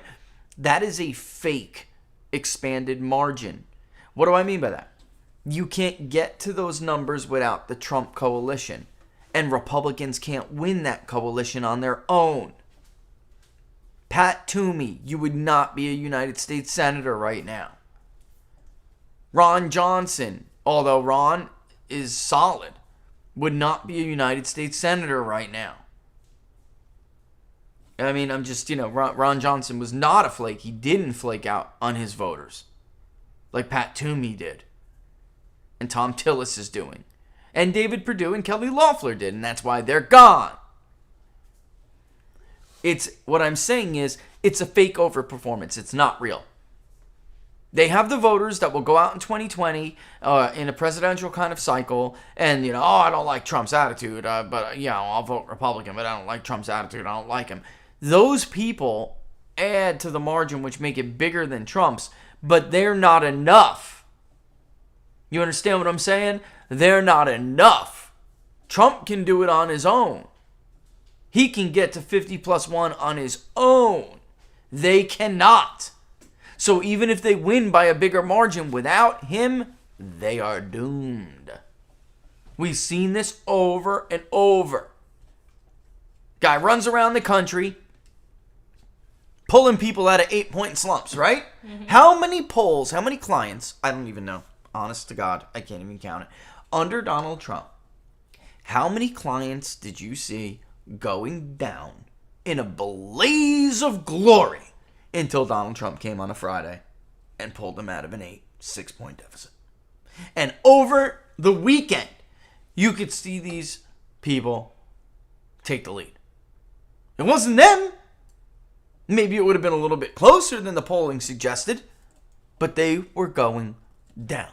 And some people couldn't be saved, like Rick Saccone. Mm-hmm. No matter what Donald Trump did, he got it very close with Conor Lamb, but he couldn't do it. He just couldn't get him over the hump. Why? Because Rick Saccone decided to pick a fight with unions. It's a great idea. Go pick a fight with the unions in Pennsylvania. Go piss off the steel workers. That's a great idea. Go piss off the welders. Fantastic, Rick. You want to kick a baby while you're at it? You didn't say that. Jesus. This is how dumb Republicans can be. Mm-hmm. No matter what Donald Trump did, and he didn't go in there and say, vote for Rick, he's my guy. That's not what he did. He went in there and he talked to those that rally. He talked to those steelworkers without even addressing Rick, did he? And he was like, this wink, wink, this wink, wink. He knows how those guys think and they talk. Mm-hmm. And how many of them, he didn't get it's just a hair away. But how many of them over that weekend were like, damn, I guess I got to vote for Rick Saccone. A lot of them. He convinced a lot. Folks, I'm telling you, we polled it. For 2 weeks leading up to he was done. Rick was done. He never got closer than 6 points. The Friday Trump went there to rally, it was 8 points down. Trump goes out there the very next night of collection, it's Lamb +1. Or Lamb +2. Very next night. No, I'm saying how quickly the polls shifted. Sure that fast. That's how a Trump rally can do you. Mm-hmm. It can launch you right into, right back in the game. What's up? Do me a favor, drop his mic down because his is a baritone. Oh, yeah, okay, and that's gonna bless people. Yeah, because Matt's was low. Listen, guys, I heard Matt just fine. I mean, I know some people probably, he's got a very low voice. And he's soft-spoken. Yeah. But when he did bring his mic up, he brought his mic up. It helped. Yeah. Yeah. Okay. Let me get Don ready here. We're gonna bring on my buddy Don here in a second. We're gonna ask Don, right? Don. Got it. Okay. And we're gonna do some Q&As. But first, I want to ask him about his interview. Everybody was like, Don's got Larry Elder. Don's got Elder. Yeah. I mean, big. It was big deal. So I want to ask him about that. Good things. All good things. All good things. Mm-hmm. Right? What is that? All good things. Oh, Ruben Fefa. Yes. Guys, I do this to Laura all the time and it pisses her off, but God bless him, he's gone now, and I hate it when an actor or an actress dies of drug abuse and then we skip over the fact that they just died because of their drug abuse, and we all lionize them and peace be with you, and then we don't talk about what happened, especially because of my own history. Philip Seymour Hoffman was a fantastic actor, one of the best, one of my favorites. And it does the memory of someone a disservice when you whitewash what happened. But anyway, going to Philip Seymour, hilarious. All good things with Alec Baldwin. And then... oh, God.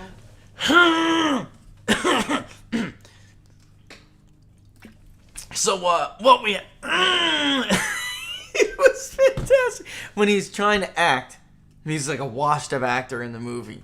And he's trying to take Ben Stiller's role in his job so Ben can go chase after Jennifer Aniston, Polly, right? So what about Polly? That's what it is, right? And, oh my God, he's just magical in that. Go watch it, guys. He's so fun. What? Along Came Polly. Along Came Polly. That's right. Like, not What About Polly. Polly. Oh yeah. Along Came. Oh my God. So funny. I make Rich watch these what? movies. And then he actually ends up enjoying what them. What a tragedy. The guy was so. He just was so talented, and it's just such a damn shame that these people do this to themselves, Laura.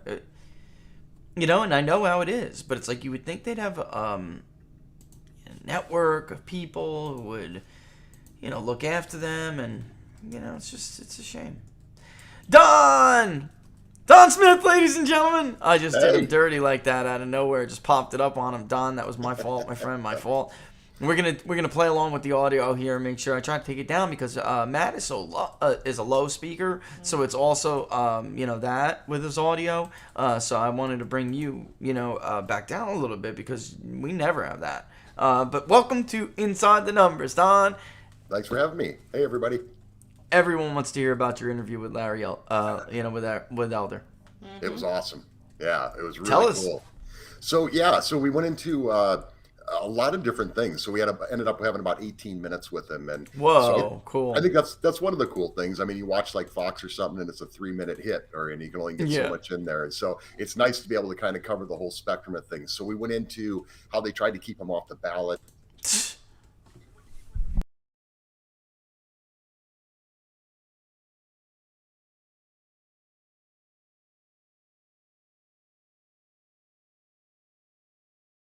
All white liberals, and they feel like they're on the right side somehow of this argument as they talk to a black conservative, and it's just a fascinating thing to go over. We even had a chance to he answered a community question from locals, so Dark Vader got their question. Great question, and it was a really great question too. It was in fact, if you go on my thing, I put that segment just in there for everybody to take a look at because it was such a great question and such a great answer. So the question was, you become the Republican governor. How do you deal with the fact that they've got massive supermajorities in the House and the Senate? You know, Dark, you're always good for a good question, man. Mm-hmm. That's a great question. Yeah. I mean, yeah, this is why I love locals, Don, because everyone's such a...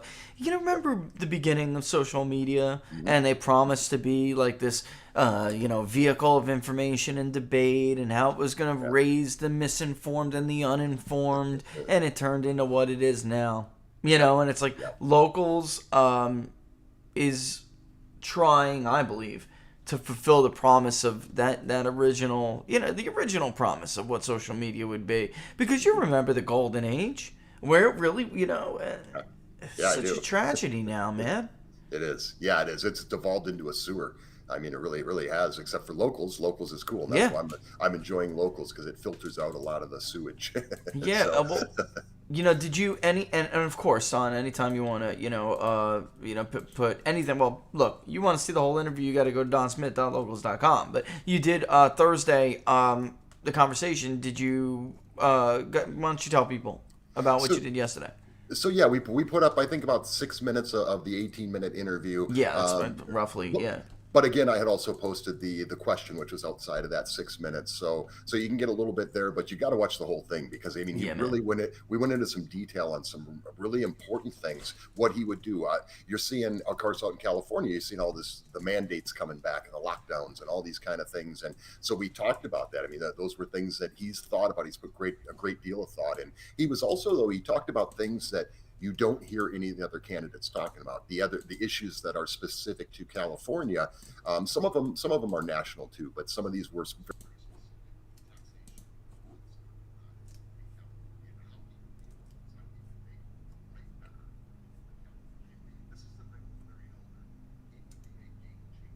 Yeah.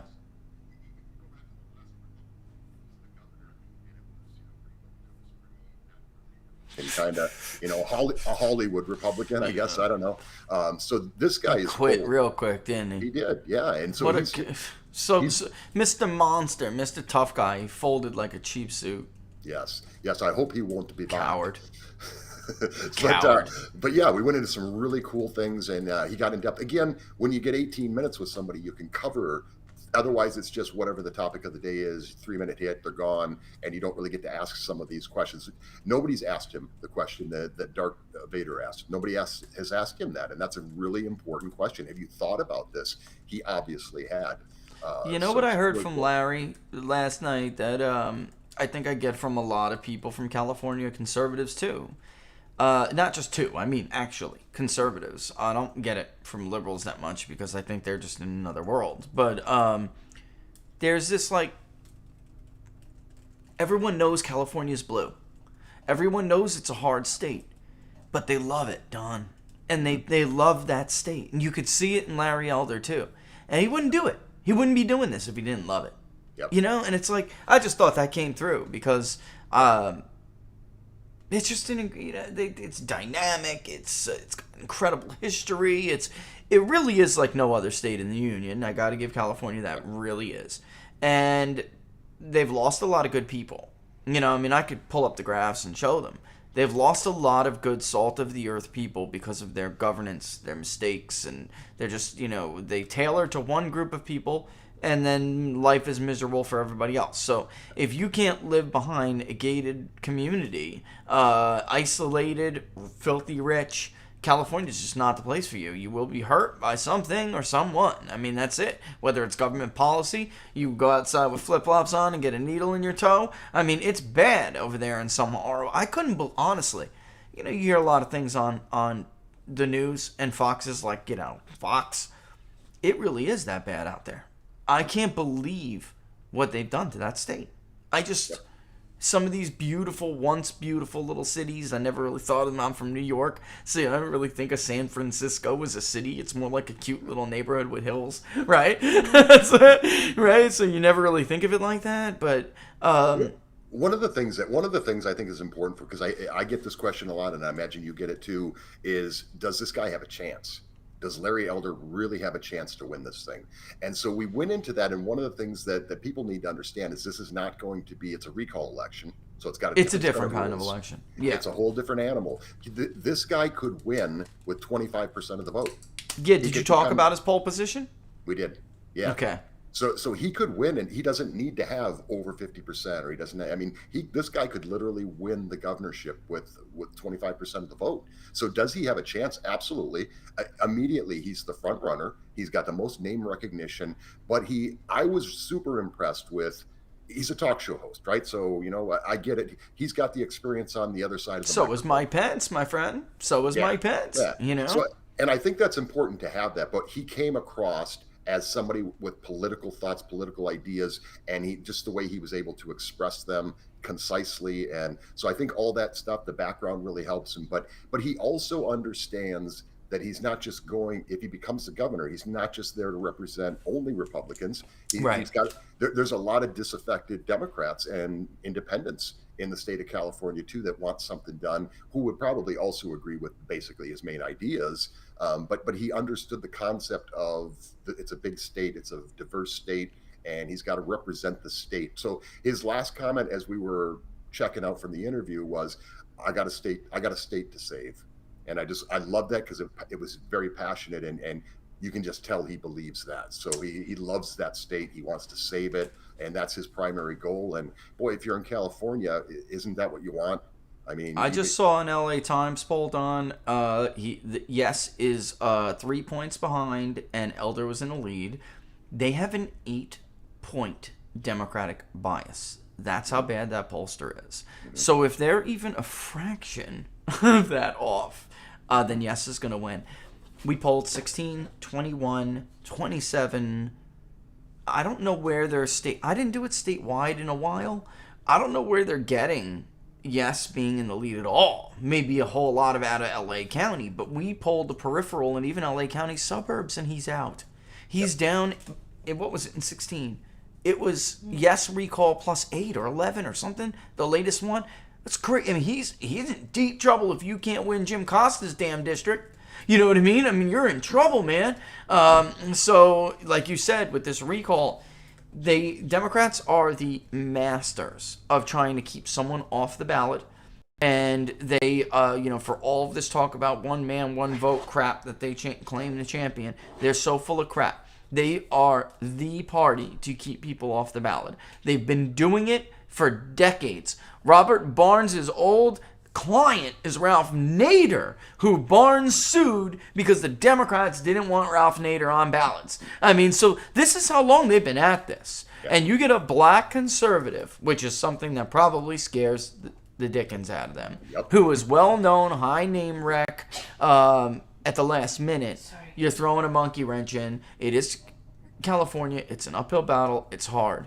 But if he's if there's a no, folks, on election night, then Gavin Newsom if there's a yes, on election night, then Gavin Newsom is in real trouble, because you're not going to get a yes and then not some other candidate in the lead to replace him. All right, this is how, and they thought this system was going to help them, Don.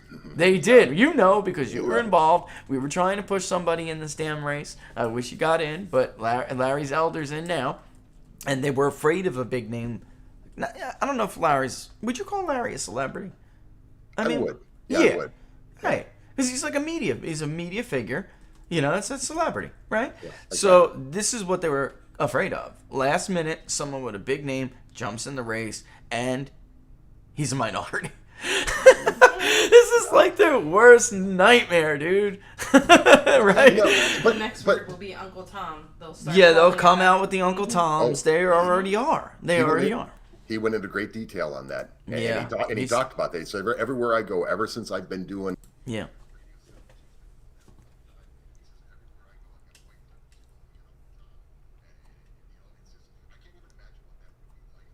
Right, as a white guy, me either. Yeah. In today's politically divisive times, as divisive as things are, I can't imagine that anything takes more courage than being an outspoken black conservative in America, because you get the nastiest. Look at every time Clarence Thomas trends, or Ben Carson, or Larry Elder, and look at the things that people say. And I've always said before, systemic racism is not that the liberals say these things; it's the comfort level, the ease with which they say them. Yeah. Well, guys, you got to check out Don's interview. Don Smith Show .locals.com. This is what Don does. He always Don, I'll tell you right now, this is what you get if you join Don's community. He will get these interviews first. He will have the best interview with someone that you will ever hear. I found that out a long time ago. I remember when Donald Trump was, a clown of a candidate, and he just took the lead, and I wanted to hear what the man had to think about issues. And you never got it on O'Reilly. You never got it on Hannity. It was an you-know-what show. Every time he went on MSNBC, it was just ridiculous. And he sits down with Don, and Don pries serious thought out of the man's mind.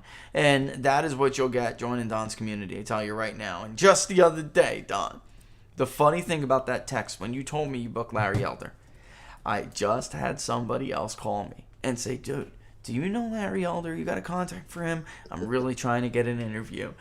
10 minutes later, Don's like, I booked Larry Elder. It was so funny. I was dying. I'm like, you know what? Maybe go call Don Smith. Ask him, buddy. I don't know what to tell you. Hilarious, Don. Let me get it. So funny. Let me say this, because this is really important part of this, because it's as somebody who works in campaigns, and you know what I'm talking about. Somebody who's worked in campaigns, one thing that is really important is the efficiency of somebody's team. You can tell.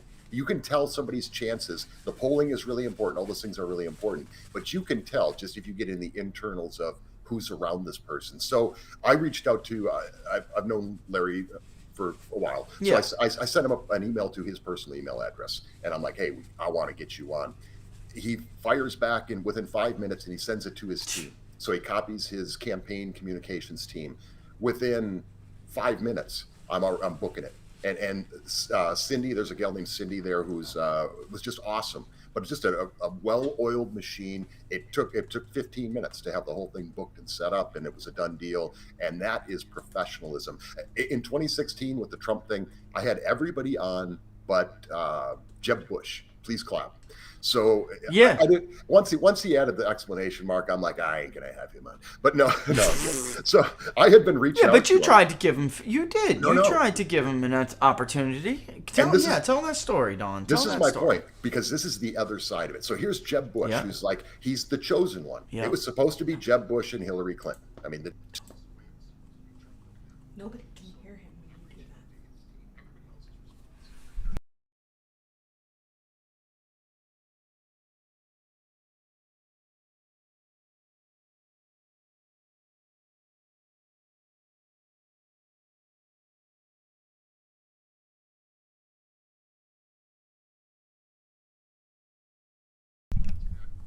Muted.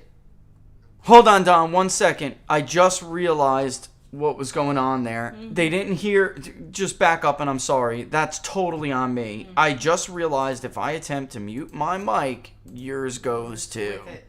And Laura was like, look at the meter. Maybe I did this to Matt before. Well, because what I'm trying to do is block out my own sound. I get it. So people can hear you better. And she's like, you're muting him. You're muting him. I'm like, I'm muting my own mic. She's don't right, listen man. to me. I know, listen.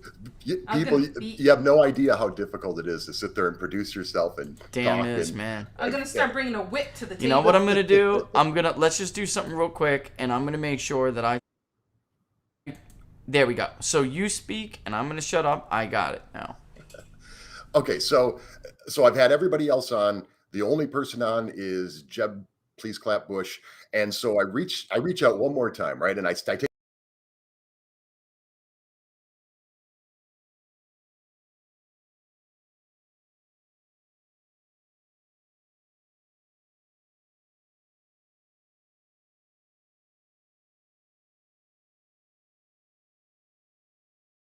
That's it. It just said yes. So I sent back a reply to that, and I said, "Okay, my apologies. I should have been more specific. Are any adults getting these?" Yeah, I remember that, man. That was great. And his campaign manager comes back, "Oh, I'm so sorry. We would love to be on your show." No. I'm like, "No, thanks." So At this anyway, point, no. Yeah. so you can tell how good a campaign is by how well their well-oiled machine, whether they've got a good cohesive unit that works quickly, efficiently, pleasantly. It's important to be nice. I try to be nice to them, and they're nice to me. So he really has that. So I give him a lot of credit for the efficiency and how they handle all that. I don't know how. I heard it loud and clear. Because it's going through your output, but it's not going through the system. That's what I'm trying You're to telling me tell you. nobody can hear Don talking? Every time you go to single screen, it totally blocks out. I don't know what setting you touched, but poor Don has to. All right, Don, I'm going to do this one more time. Just leave it on dual. I'm leaving it on dual. Here I am. Okay, so I've reached out to Jeb Bush several times, maybe 5, Lord. and they're the only ones that haven't responded. Everybody else has responded. I've already had them on the show. It's starting to wrap up, and so I took the last email that I had sent him a couple weeks before, and I shot that back to his campaign, and I said, "Is anybody getting these?" Because nobody had responded to anything. I get an immediate response this time, and it just says yes. And I'm like, all right. Wow. So I replied to that as his campaign manager. I replied to it, and I said, "My apologies. I should have been more specific. Are any adults getting these?" And you had them all on. You had everybody on. Ted Cruz, Donald Trump, everybody. And folks, think about this. If Don wasn't here to tell you that story, think about what Fox News does to you.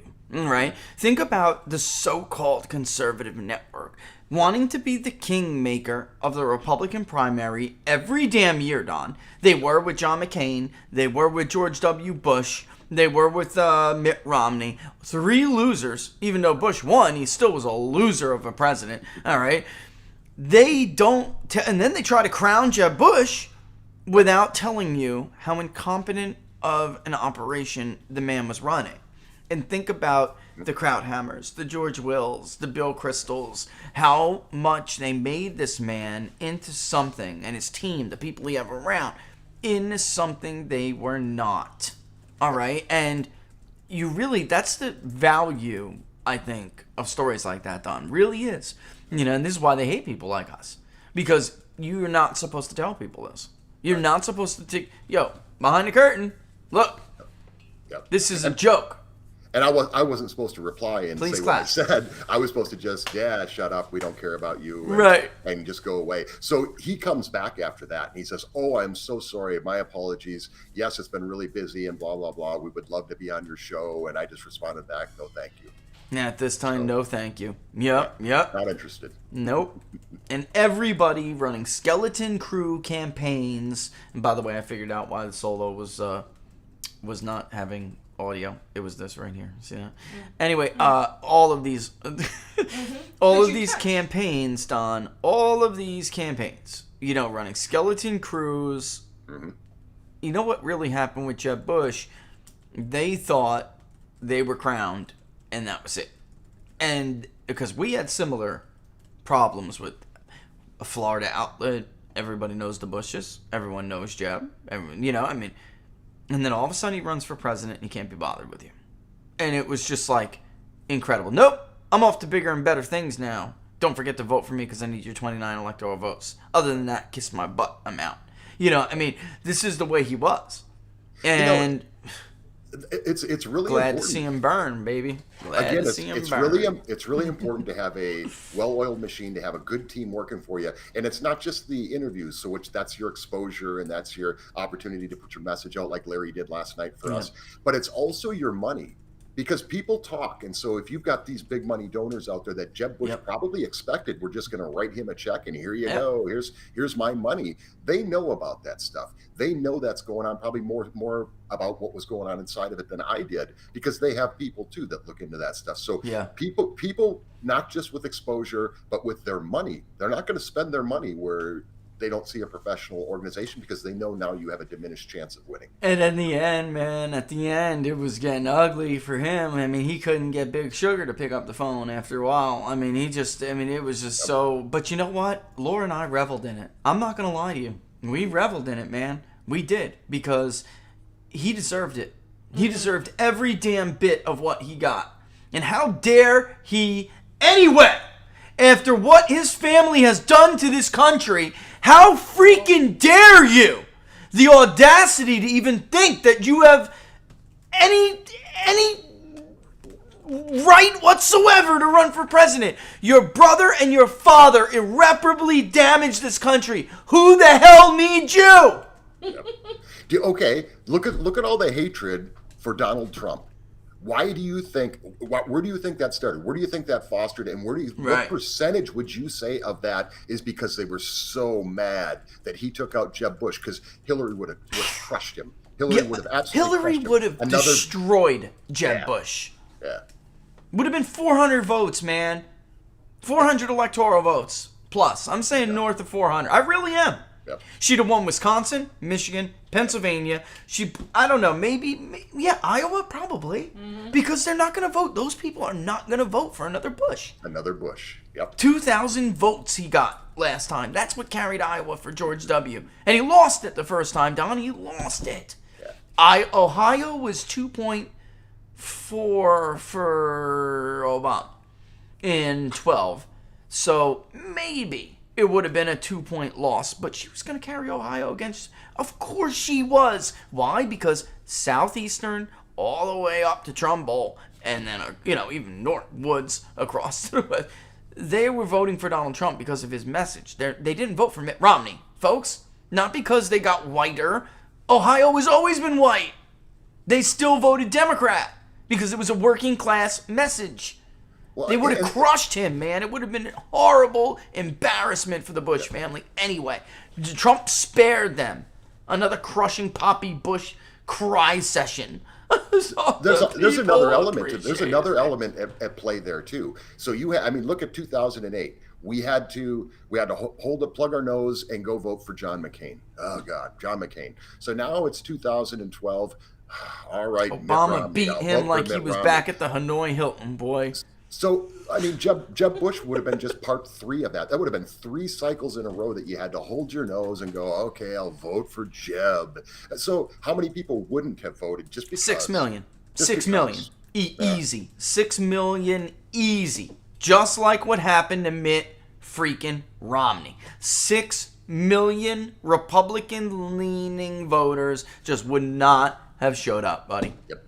You'd have lost Florida. His own damn state. You think I'm kidding? I'm not kidding. Look at the votes Hillary put up. She didn't need COVID to crunch that much out of Broward County. It was incredible how much she got out of Broward. And Trump still beat her because he won like Pinellas and he won everywhere. But the bottom line is that was a hell of a vote crunch, but Hillary in Broward. That was a lot of votes.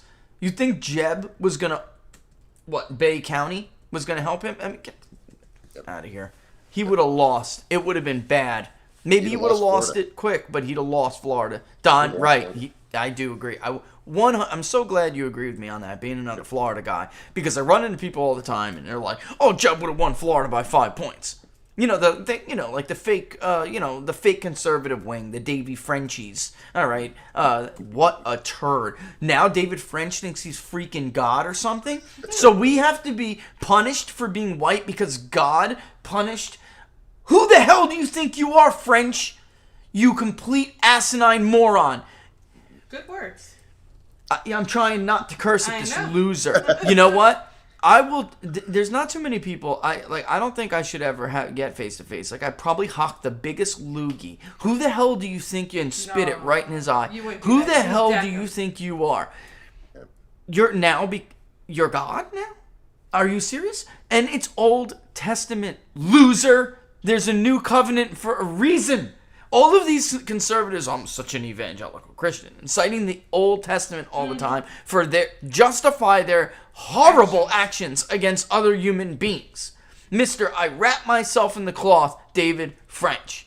Wow, man. You read that? Did you read that? Yeah.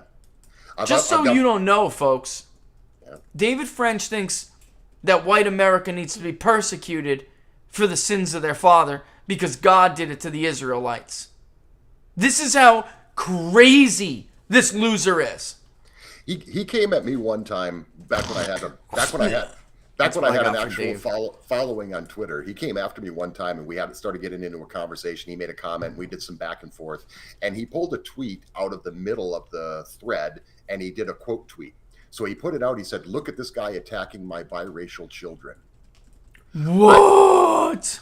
I don't even know, first of all, that he has children, much less that they're biracial. I must have.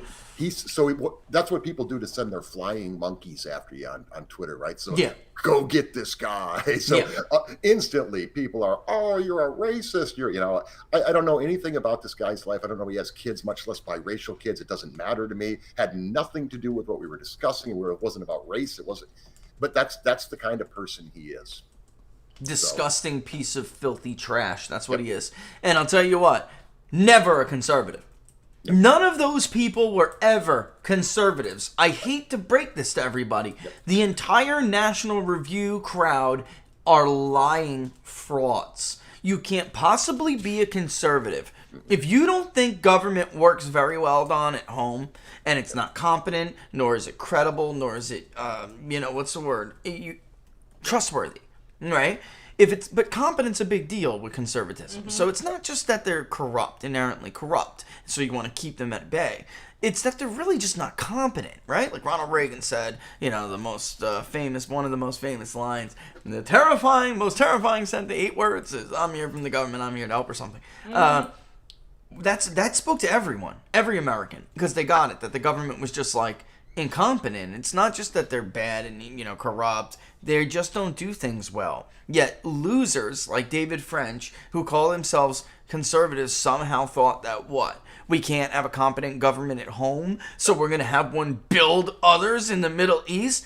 What an idiot. And he does that every time he can't win an argument, that little turd. He does what he did to you. That doesn't surprise me at all, what you just said. I've seen him do it to other people too. It's a straw man. Dude, he wasn't doing well. He wasn't doing well in the conversation. It was not going well for him. The guy's a simpleton. The guy is a simpleton. All right. For those who don't know what that means, it's I don't want to say mentally retarded because it's not. It's just like you're a simple person. You're just like you don't have an intellect. These guys fake being intelligentsia. They do. They fake being part of the intelligentsia. They don't even know the definition of the words that they speak. They don't. Yeah, they have no clue what they're talking about, man. Their words are out of dying context. to be relevant again. So he's comparing himself to God. I mean, you have to be joking me, Don. The guy is an absolute narcissist, and there's a lot of them out there. He really is. Remember, he ran for president. He thought he was going to be a viable alternative. Who the hell are you? Nobody knows you, Dave, you freaking loser. He ran for like 6 hours, right? Yeah. A 6-hour campaign. Wish he would have kept his name on the ballot so we could just laugh at his 2 votes. Him and Jonah Goldberg. That's who would have been in 2 votes. How many people know, how many people understand that there are so many liberals? So we talk about liberals and how they dominate the media. in conservative media, do people understand how many liberals are in conservative media? Remember the show that That's right. you were guest hosted for me that time that I was at CPAC, and Trump was speaking, and that was one fun. where I couldn't even hardly get out to. I had to finally leave just so I could get on the show in the last 15 minutes. But I'm sitting next to the Daily Caller. Two people from the Daily, I won't name names. To the right of me, I've got two people from the Daily Caller, and they were disgusted to sit there and watch Donald Trump speak.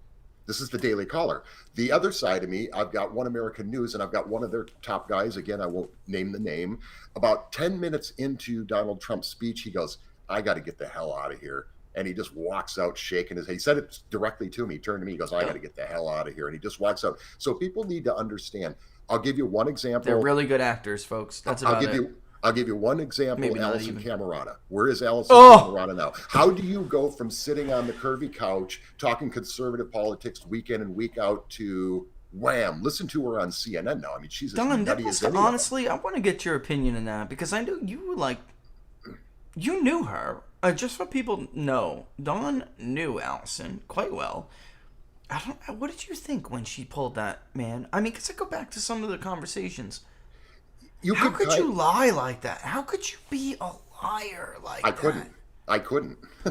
Just so people know, he's got, personal probably feelings about this. I want to hear him.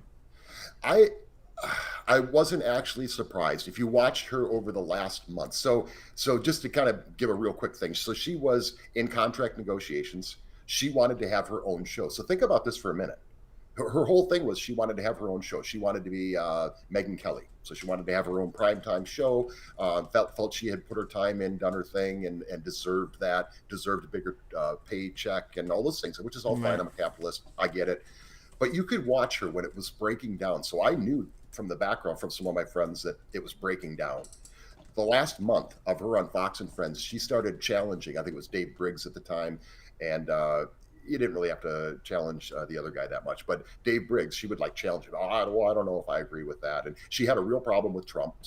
But think about this. She wanted to have her own primetime conservative opinion show on Fox News. Because she didn't get that, CNN grabs her, and a week later, she's on there. She's a liberal. She's a nutbag. She's as far left as anybody on that network. Absolutely. How does that happen? How does that happen? That's what I'm saying.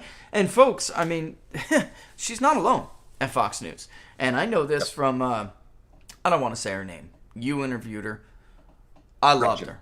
I thought she was great. Not Gretchen. I'm just not going to bring it up. But the stuff that she said is incredible. You interviewed her. She wrote a book, so imagine.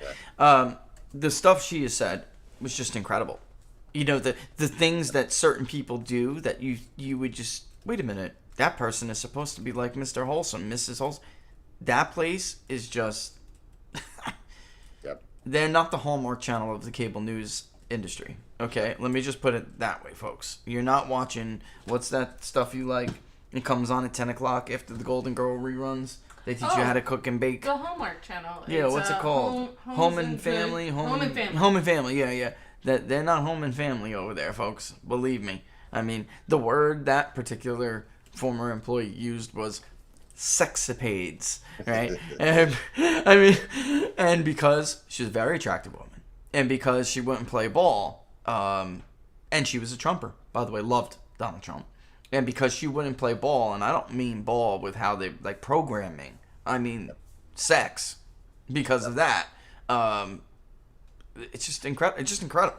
So screw Fox News. With the exception of Tucker Carlson, everyone else can go to hell for all I care.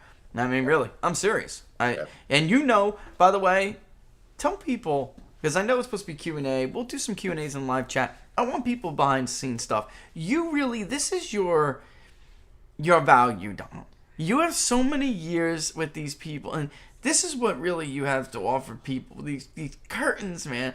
Tell people about Sean Hannity in the convention in 2012. That was 2012, wasn't it? Yes. Yeah. So, okay. Tell that story, buddy. So I got to give the little bit of the lead up. Got to give the lead up to it a little bit. So I'm gonna be on Hannity, and I've got a viral video out there. It's got, I don't know, it had 1.5 million views or whatever. So this is back when I was doing mostly the video stuff, and I just started doing the streaming show. So They contact me. They call me. Lauren. Should I say names? So Lauren calls me. Yeah, Lauren's his producer and booker and extraordinaire, nice lady. So she calls me, sets up this interview. Hey, we want you to be on at such and such a time. It's going to be on a panel. And I'm like, yep, no problem. So I'm sitting there waiting to go on, and everything's going fine. It doesn't happen. So it doesn't happen that day. And she calls me right after the thing. She said, I'm so sorry. We want to do this tomorrow. Can you still do it tomorrow, same time? And I'm like, absolutely, no problem. So we set it up. And then the next day, like first thing in the morning, I get call number 1. Hey, when you come on, could you like not say anything about your show? And I'm like, what do you mean? I'm not going to say it. I said, I sent you the stuff to put underneath my, my box there. And she's like, well, yeah, but Sean's a little worried about getting free advertising. And I'm like, okay, I won't say anything about my show, but I hope you put the thing on there. Oh, yeah, don't worry. That's call number 1. I'll jump ahead to call number 10. Yeah. Call number 10. Hey, Sean's really concerned about you talking about your YouTube channel. And he just, it's the same thing every time. It's, free advertising. I'm like, you guys called me. Right. I didn't call you and say, hey, I really need to be on the Sean Hannity show. I said, you guys called me. So what do you want me to do? This is the 10th time we've talked today. And what do you want me to do? I don't understand. Am I just Don from Jacksonville, like somebody who called? Like, who the hell am I then? What the hell do you have me on the show for? Like, right. Because he's that, and for people who don't know why this is, he's a jealous. What's the word? I'm like jealous, right, Laura? What's the word? He's a competitive. Envious. Is not the word. Competitive is not the word. He is jealous. Yeah. What else, Don? Envious. What's envious? He's envious. Yeah. I'll say it. He's petty. He's a petty little man. Petrified to be replaced. So here I am. I got a little podcast. I mean, you got whatever. How many people? 1,000 people listen to me. This guy's got millions. So I'm not here to steal his audience or anything. So I finally said, okay, if I'm just Don from Jacksonville, forget it. I'm going to pass. Yeah. Good luck to you guys. Bye. I hope it goes well. Thanks for the offer. And if you'd ever like to have me back on again where I can say who I am, then I'll be happy to come back on. Okay. So I go and I post. So I booked Larry the Cable Guy for my next show. Oh, man. So I booked Larry the Cable Guy, and he's going to be on the next day. I'm watching TV that night, and there's an ad on Fox News exclusively on Sean Hannity, Larry the Cable Guy. Yeah. I'm like, I had just posted it. So this probably an hour later that this comes on, and I'm like, what the hell? So then I get an email from Larry the Cable Guy's person going, hey, sorry, Don, but Larry can't be on this week. But maybe again in the future. And I went back and I said, does this have anything to do with Hannity? Because I just saw a thing on Fox, and she just responded back, yes. That's it. So I'm like, notorious for this, folks. Notorious. Yep. He does this. And what just happened there, for people who don't know the business, he just told Larry the Cable Guy, if you go on Don Smith, you're not coming on my show. Yep. I want an exclusive or nothing at all. He did this with Sebastian Gorka when Gorka left the White House. Gorka wanted to talk to everybody, folks, to tell you about what your president is doing, okay? And Sean Hannity thought he was too damn more important than you, and that only Hannity could interview Sebastian Gorka for a week. Yep. A week. So beyond competitive. Petty little turd. And he didn't even give a good interview. Donnie didn't even ask. This is the thing. He's not a good interviewer. No. He doesn't ask anything of substance. He's an idiot who likes to hear himself talk too much. Mm-hmm. Yep. And then overtalks the person. And then overtalks the person when they go to respond. Right, man. So I'm scrambling now. I got to find somebody. And I want somebody high profile. So I get Wayne LaPierre. The next day, I book Wayne LaPierre. NRA, folks. Yep. So I book him. That night, I kid you not, so I posted again. So, okay, this is the second time I posted, so I figured this out after this. I'm a little slow sometimes. So I posted on my Facebook page. I'm not kidding you. Same thing. An hour later, maybe 2 hours later, I'm watching Fox, and exclusive interview. Tune into Hannity for an exclusive interview with Wayne LaPierre. Boom, I get another email. Sorry, Don, but we can't be on tomorrow. So I'm like, what the hell? This guy's like following my Facebook, or what's he doing? The next interview is, I don't post it, is... well, he does. He's a thief. For those Yes. of you who don't know, let me explain. He doesn't have an original thought in that brain of his. He is a thief who steals stuff off of other people's Twitter accounts, other interviews, like people like Don, and he doesn't have an original thought in that brain. So the next week, I'm done with him. CPAC is I going really on, am. and CPAC is in Chicago. So I've got an interview booked TikTok. with Herman TikTok. Cain. Sorry. I've got Herman Cain, who's got the new book out. So here's Herman Cain with his new book. I think it was it that? What a great guy. 999. What a great guy in real life, Awesome folks. guy. Such a tragedy. What a great guy. So his personal assistant, his top person, she's really excited. She's going, Herman's really excited because I'm giving him, she goes, can we have a half an hour? Absolutely. So he's doing 3-minute hits. So back to kind of what we talked about at the beginning, he's doing 3-minute hits on Fox. He can only cover so much in that time. And he's got a lot he wants to talk about. So she's like, he is really excited about, looking forward to it. So it's the day of the interview. And I'm waiting. She calls me. She says, okay, he's got one hit left to do because he's at CPAC. Sean Hannity's there. He's got one hit to do with Sean Hannity, and then he's going to go back to his hotel room so he can have quiet and the whole 30-minute interview. He's really excited. I'm like, so am I. This is going to be awesome. So nobody calls. So she's like, it's going to be like 15 minutes. Nobody calls. So now it's like 30 minutes after. So I ring her up. I'm like, hey, what's going on? She goes, I'm so sorry, Don. He can't do the show. I said, okay, is this Hannity? I can't say. Yep. I'm so sorry. I'm so sorry. He was Yeah, really because they're embarrassed. Hannity will destroy relationships with people, and if, like, you're a good person, so you're like, I get it, I know, but that kind of stuff burns people in this business. So what Hannity is doing is burning people, okay? So everyone understands. I mean, and Don, is this or is this not because you had a better convention than him with interviews? I mean, what happened here? I'm serious. And So- then he, right. So I've never met him in person. All this stuff has been happening, you know. This was a whatever. personal beef, a baby It was. beef. He's a It was. baby. So we're on Radio Row. I got Geraldo next to me. I got other Fox people next to me. I got the NRA on the other side. And we're cranking it, man. We got John Voight. It was just one after another. It was kind of like this CPAC where it was just bam, bam, bam. Another great guy. Geraldo's sitting over there. I'll never forget it because I don't like Geraldo. He's sitting over there, just sitting at his desk going, who the hell is this guy? I'm just a guy with a little teeny podcast, guys. I'm no threat to anybody, but yeah, look at these interviews. So Sean sees this. It's the last night of the speeches, and we were up. I was with Talk Radio News Network, who had a suite up, and that was really cool. We were right next to the Fox News suite. Yeah.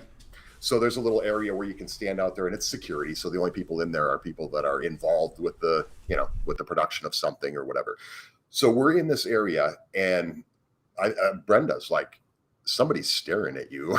And I look over, and he wasn't just staring at me. He was glaring at me. I've never met this guy. Never met him. I'm just like, so I look over, and here's Sean Hannity. Is he even a guy? Somebody said that. And I just looked at him, and I went, Nice. Hey, and nice I to meet walked you, buddy. away. It was like, what's that all about? Clown? So he's a petty little man. Yep. And he'll do anything he can to destroy anybody that gets in his sandbox. You're in my sandbox. Whenever you hear Sean Hannity say exclusive, what that means is that person He screwed somebody. Anybody else. Yep. He's screwing somebody. Yep. That's absolutely right. And I'll tell you what, guys, that's not inherently conservative. So this is, Don and I go back years. And I remember this. And I was like, we had these conversations. Conservatives believe certain things. And you can't have strong, autonomous communities, family structures, communities, unless everybody is doing well. And it's like, that's not what's communal. The left is communal when it comes to, directing and centralized planning of resources. Conservatives are supposed to believe that you want your fellow neighbor and brother and sister to do well because you don't want there to even be a need in society for social welfare programs. I mean, so it's very, very basic and central to conservatism. He's anti that, man. Yep. He's not. So, That's okay. not conservatism. So at that, There's free market, and then there's petty baby, I want to destroy you. And that's huge inside of Fox News. And so Huge. at that time, what was going on was you had Hannity versus O'Reilly. And they People were are always loving this, man. They're loving this. they were always at each other to get that exclusive, which meant Yes. the person couldn't go on the other person's show. So you're either on mine or you're not, whatever. The third worst, and let me give you an example of why this is bad, that's kind of even maybe a little outside of politics, was Greta.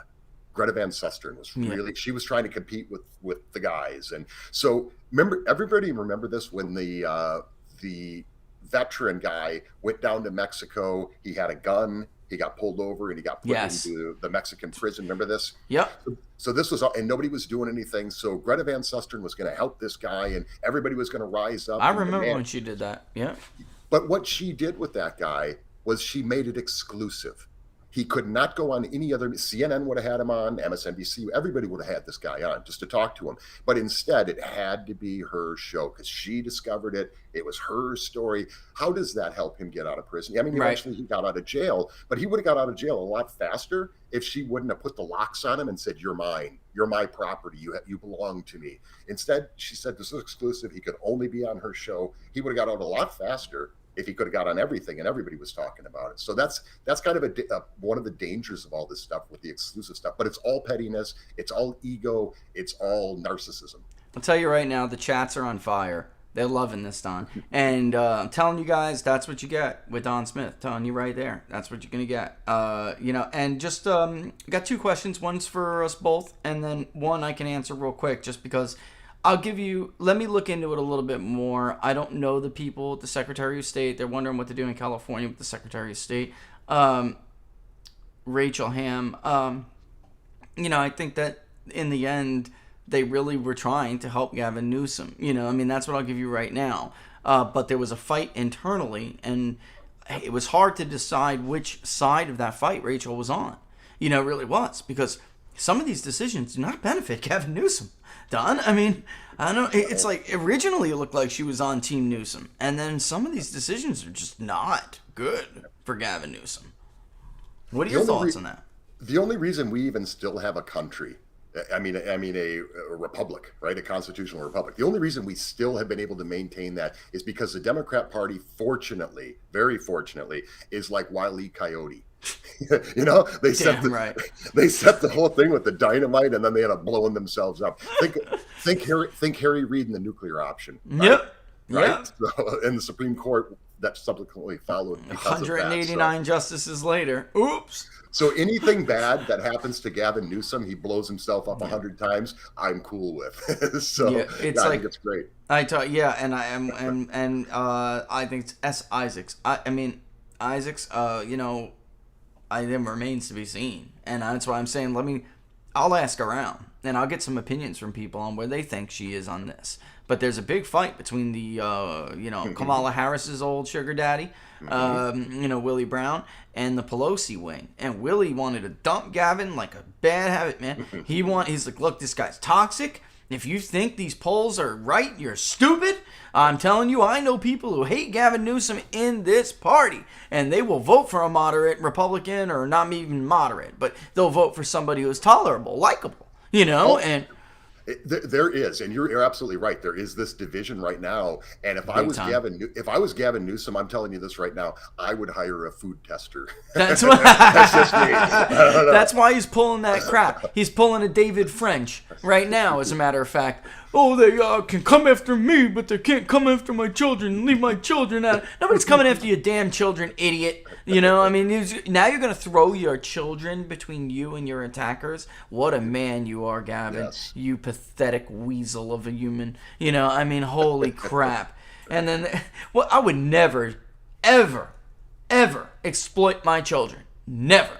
What a piece of junk. Question for Rich and Don. Are we inching closer to a French Revolution type of a situation across the world as governments are governing without impunity? Jay Patel, look at what is going on in Europe, man. Germany, Poland, France.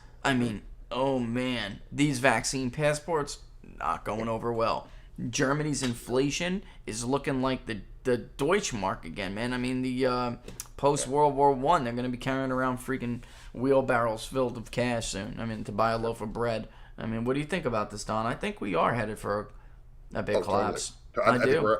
I think we're already seeing it, and those are great international examples that you gave. But look at what we were just talking about with California. Yeah. Look at the internal strife Yeah. of the government.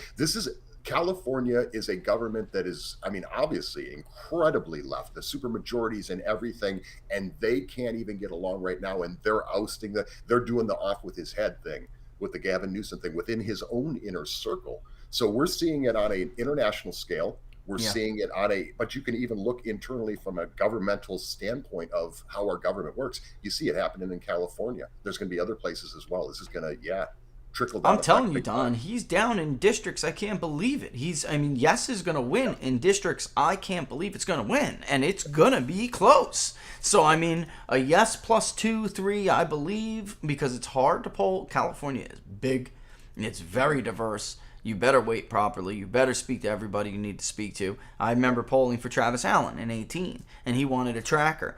Very proud of that polling, but I'll tell you what, it is not easy. And, every day, hundreds upon hundreds of responses coming in.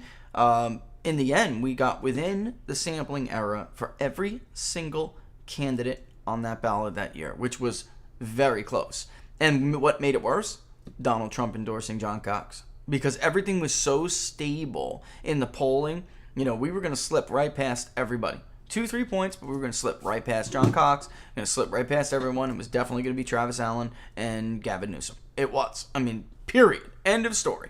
Travis had this group of younger workers who really aren't big voters, but they were like, you know what, I like something about this guy. I like this guy. I'm going to vote for him. If John Cox is the nominee, I'm not voting. That's it. I'm just not going to vote. They're those kind of voters, very low participation kind of Trump voters. And then Trump did that and he killed us. He just killed us. It was 2-3 days, man. And we just tumbled, and it made it very erratic in the polling. It's a hard state to poll. So I'd believe a yes plus a few, but yes plus 10s, not happening, man. No way. Not with what I'm seeing. Yes plus 10 or more. Maybe that can change in the future, but damn, we're coming quick, Don. It's coming. So I don't know, If you look at California, it's a huge state to poll, but it's a huge state to do anything. Think of all the things that go into a campaign. Media, advertisement, yeah. Well, even all the way down to yard signs. Because you just don't mail people yard signs and they stick them in there. There's got to be a place for people to pick them up. And so you've got to have all these different satellite places for people to do things like that. There's so much you have to do because it's such a big state. And it's a really diverse state. So you really have to work within those confines as well. And it's a very, very difficult state for a statewide run. Yeah, totally agree. Last one real quick before we take out of here because we are late.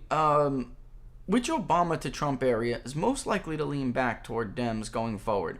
The driftless area in Wisconsin or the Rio Grande Valley in Texas? You know what? That's a fantastic question. Who asked that question? All of them are good. But C, it says. That's all Laura jotted down.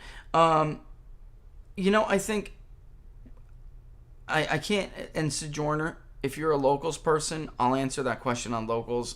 YouTube will take me off for talking about that, I'll tell you right now. And that about Larry Elder, what can he do to mitigate what the dirty tricks Dems may play? That's something I may not be able to answer here. A win big. That's it, right? Larry addressed that in the interview. There you go. Watch DonSmithShow.com, DonSmithShow.locals.com. And then which Trump to Obama to Trump area, that wholly depends on what the Republican Party does moving forward, who they become. Because they won't keep Zapata County, Texas, if they go back to being the party of Mitt Romney and Mitch McConnell and Kevin McCarthy are the face of the party. They're going to lose that. They're going to lose that and the damn suburbs anyway. So, those Karen, Dallas suburb areas, they're going to lose that anyway, Don. It's going to happen. So that's a great question. I don't think we can answer it. I think the Republican Party has to answer it. They're going to have to iron out the identity crisis they're in. This is why I always say, be bold. People are looking for bold conservative candidates right now. You put somebody milquetoast out there, you put somebody Romney-ish out there, and forget it. They'll go back to Democrat. If you don't, damn right. Neither of them will. They will stay in the Republican column. They will stay in the conservative column. People are screaming for leadership. And that's what they want. They want somebody strong and bold. There's a lot of issues, especially you look down the Rio Grande area there. Obviously, there's some serious issues there. So be strong. These people will support that bold message when it comes to immigration, Wisconsin, economic stuff, the no mandate stuff, the freedom message is still ringing there. So if you have good candidates, you don't lose either of them. If you have crappy candidates, you lose both of them. Well said. And old guard, don't worry. We will stick with you. All right? And he said, basically, Barnes sent me to Rich. Rich has restored some faith in the professional class as a blue-collar guy. I am originally blue-collar. That's why, buddy. And don't worry. I will never turn tail or, that's just not going to... You will never have to worry about that from either me or Don. That's just not going to happen. We will remain faithful. Don't worry. Let's take this out of here, Don. Tell everybody what you got going on, where they can find you, all that, and we'll kick rocks. DonSmithShow.locals.com. At Twitter, it's at DonSmithShow2, and Don Smith Show on my YouTube channel. But go to Locals. That's where we're putting everything at now. Tomorrow, great show. So every Saturday, we're on from noon to 2 p.m. Eastern time. Tomorrow, we've got a special guest live. We're going to have, so you'll get to see the whole interview. We have celebrity chef Andrew Gruel. And we're going to talk about what's going on. I mean, this guy really gets what's going on with these mandates. So you see what's going on in California. So we're kind of doing a California week here, but you can see what's going on there with the lockdowns and the new mandate things coming back in. And this guy knows how it impacts his business. But what's really interesting to me is he also owns restaurants in South Carolina, for example. So I'm curious to hear from him. What is that like? I mean, because it's a completely different world in California from South Carolina, which has had some of that stuff as well. But I'm really curious to know about that. But how do we come back? He tells me that he pays his dishwashers $25 an hour plus tips. I used to wash dishes when I was 17, and I think I made $3.65 or whatever it was, and there were no tips. The tips was get a better job. So, I got a tip for you. Go to school, kid. But we'll also have strategic analysis president Peter Hussian. Some really interesting stuff going on with nuclear buildup, the arsenal in China, and nobody is paying attention. No one's paying attention, man. Peter does. So, and then of course we will have Rich, the People's Pundit Barris, on the program. So, really excited about tomorrow. If you go into Locals, DonSmithShow.locals.com, you can actually submit a question. What would you like me to ask Chef Gruel? So just like we did with Larry Elder, that's what we do with our interviews, is give you an opportunity to give us a question, and they'll answer them. So I'm excited about that. That's awesome. Noon Eastern tomorrow. I'm excited about it too. I can't wait to watch that interview. And I'll tell you right now, I tell people this. The next time I go out that way, I'm going to his restaurant. He's going to be right at the top of my list because, man, he's killing me on Twitter. He's like a chef. Like, if there was like a chef awesome. That was in my brain, what does Rich want to eat today? That's what he does. Even the guilty pleasures, but I'm really big on seafood, as you know. It's like he comes out of nowhere with this stuff that you're like, holy crap, you can do that with a lobster? You could do that with a scallop, right? And it's just amazing. And it's like, if there was a chef you would tailor to my liking, my palate, it would be Chef Andrew, man. He's incredible. I can't wait to crush some of that next time I go out there. So yeah, guys, don't miss that. That's 12 noon Eastern Standard Time. I'm just going to keep Don on while we take off, while we take out of here. All right. As always, folks, thanks for watching. Subscribe on YouTube. If you like the video, hit the thumbs up. And also hit the notification bell. That'll let you know when we're going to go live. All right. Follow Don, follow me. We will see you guys tomorrow at noon. Thanks, Don, as always, my friend. See you soon. Bye, Laura. Bye, Laura. All the best, folks. Have a safe weekend. How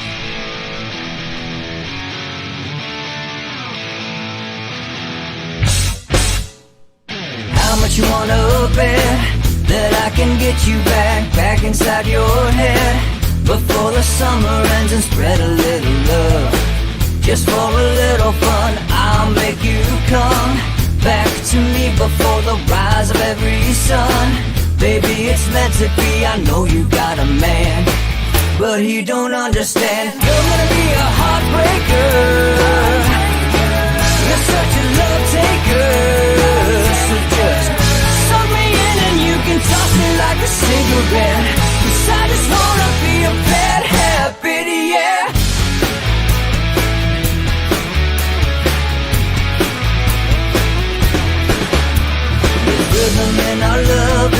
aggressive, excessive.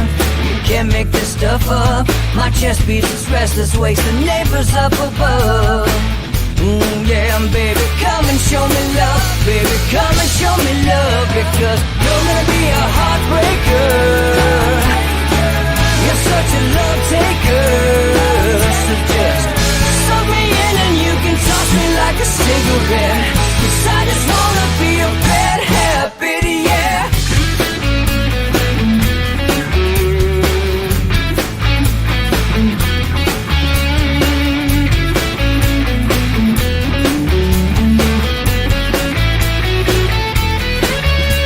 We can get on a plane and take a one-way ride. Steal us away to find a place we can hide. It wouldn't take much to disappear for a night. Just to give in to the need and leave it all behind. 'Cause I know that you know that I know that you want me. You told me, now show me, come blow me away. 'Cause I know that you know that I know that you want me. You told me, now show me, come blow me away. You're gonna be a heartbreaker. You're such a love taker. So just suck me in and you can toss me like a cigarette. 'Cause I just wanna be a bad habit, yeah. You're gonna be a heartbreaker. You're such a love taker. So just suck me in and you can toss me like a cigarette. 'Cause I just wanna be a bad habit, yeah. Suck me in and you can toss me like a cigarette. 'Cause I just wanna be a bad habit, yeah. Deuces!